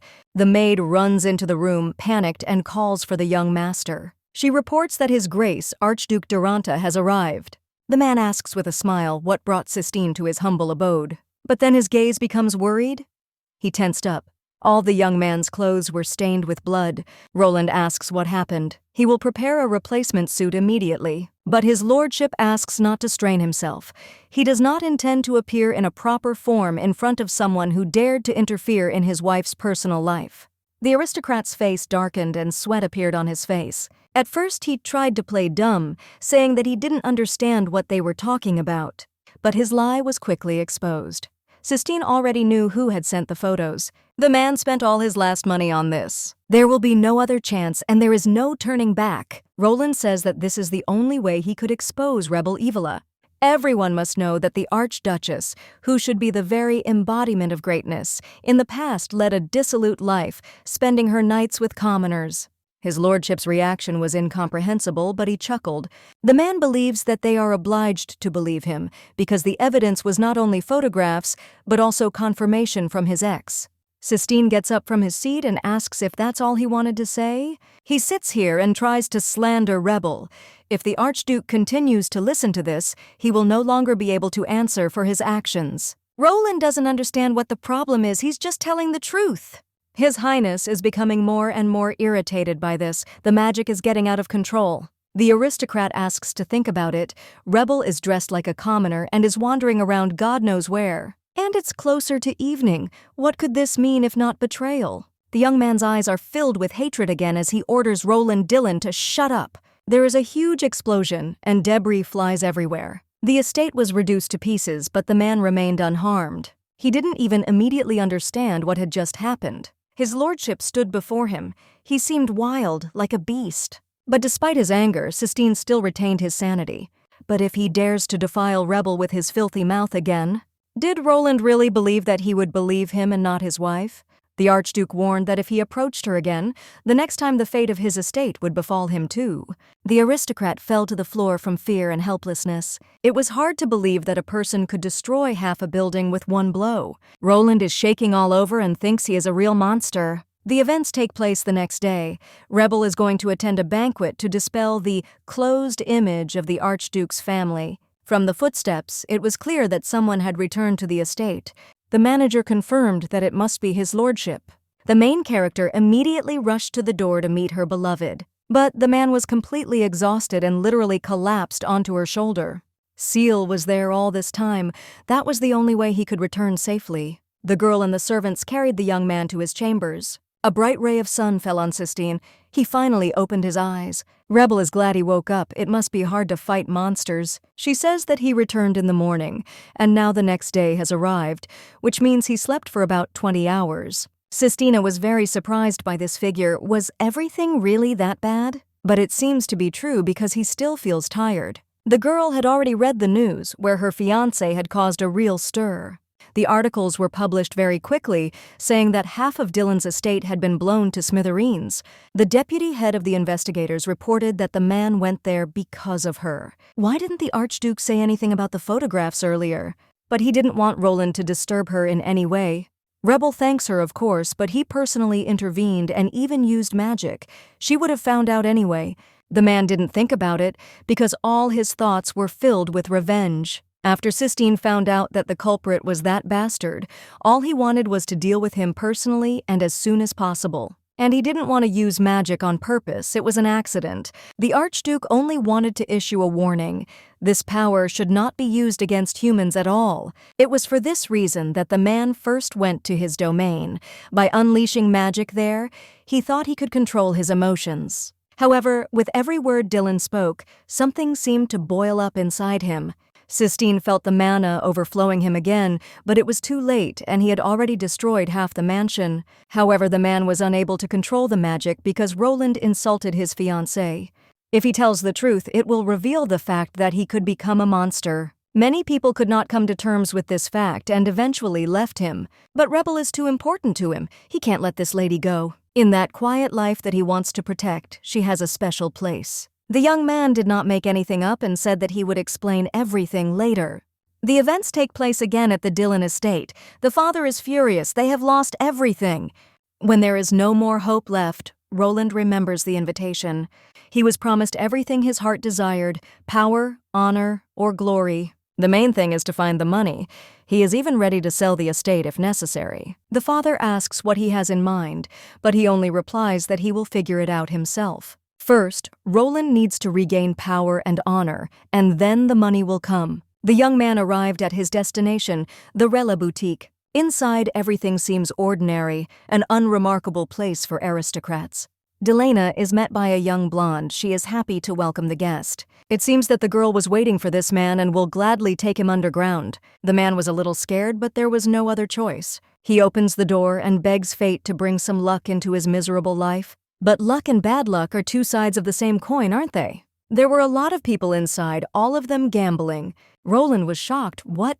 Is this really a regular casino? He clearly didn't expect this. How could he fall for this? Someone called his name and the frightened young man turned around. This was a man to whom he owed quite a large sum. Roland tries to justify himself. He didn't come to the casino because he has money. But the man takes him by the shoulders and replies that it's okay. He doesn't have to return anything at all. In exchange for helping the boy, the owner of this place did him a great favor. So we can consider them even. Better to continue the conversation elsewhere. The events take place in the Archduke's estate. It is already evening. It turns out that Roland caught Rebel red-handed, and Cystine, having learned about this, went straight to him and destroyed the estate. The main character is happy. One could say that she has become dear to this man. But if you remember, he said that when it comes to her revenge, it's his business too.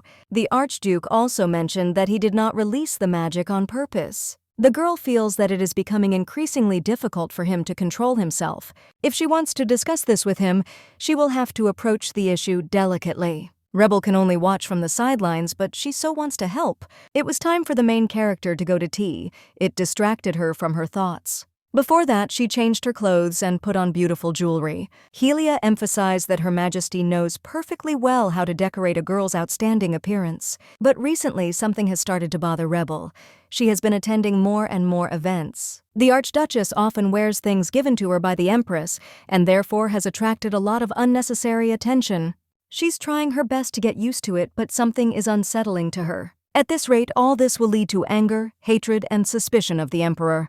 Helia began to worry because it seemed that Her Grace was not feeling well, but the main character quickly pulled herself together. Sooner or later they would stop paying so much attention to her. At tea, Her Highness's gifts were mentioned again, but Rebel's composure was 100%. A week later, at a banquet at the Marquis of Berlin, it dropped to 60%. These people always mention the Empress and praise her taste. 10 days later, the main character had almost no strength left. The girl came home and decided that she had enough of these gatherings, but if she stopped going to events, people would start talking nonsense. Cystine replies that this is just how high society is, and if she is tired, she can rest without any problems. Rebel thinks about spreading a rumor about her illness, a fairly simple way out of the situation. She also remembers the trip to his domain, but the man replies that he has a lot to do now, next time. A little upset, the girl wished him good luck and was left alone. Things are relatively calm in the Empire these days, but Cystine still has a lot of work to do. Anything can happen. You could even say that something is bound to happen. So the main character should follow the events in the Empire. A good newspaper will definitely clear your head and help you unwind. But when she read the title, she was very surprised. Roland Dillon, whose end was just around the corner, is returning to his former glory. The events take place a month ago in the underground of Rayla. Roland came here thinking that this was his last chance, but here he found an opportunity that only comes once. On his very first day here, not only was his huge debt forgiven, but he was also able to make friends with high-ranking aristocrats. There, everyone was equal. Aristocrats called a man family and were ready to lend a helping hand. Roland is happy. They really did return his money, power, and honor. After all, he made the right choice. Then a young brunette comes up and says that the gentleman is waiting for him. The man immediately starts to fuss. Does he really want to meet in person? The owner of a boutique, with whom only those he personally summons are allowed to meet. Roland had come to the boutique countless times, and now suddenly a personal meeting? An unknown person, who is the leader, greets Dillon. Seeing the gentleman's face, the man became very confused. He, of course, expected to meet an important person, but he did not assume that it would be the cousin of the current Archduke, Duke Pill. The aristocrat asks to relax. This is not their first conversation. Once Roland had settled himself comfortably, it was time for the long-delayed conversation. Dillon incurred the hatred of the Archduke and the entire imperial family. Pill does not intend to blame him for anything, rather on the contrary, to pity him. The young man had to go through so much, so the leader has an interesting proposition. Would Roland like to join him in order to overthrow the current government?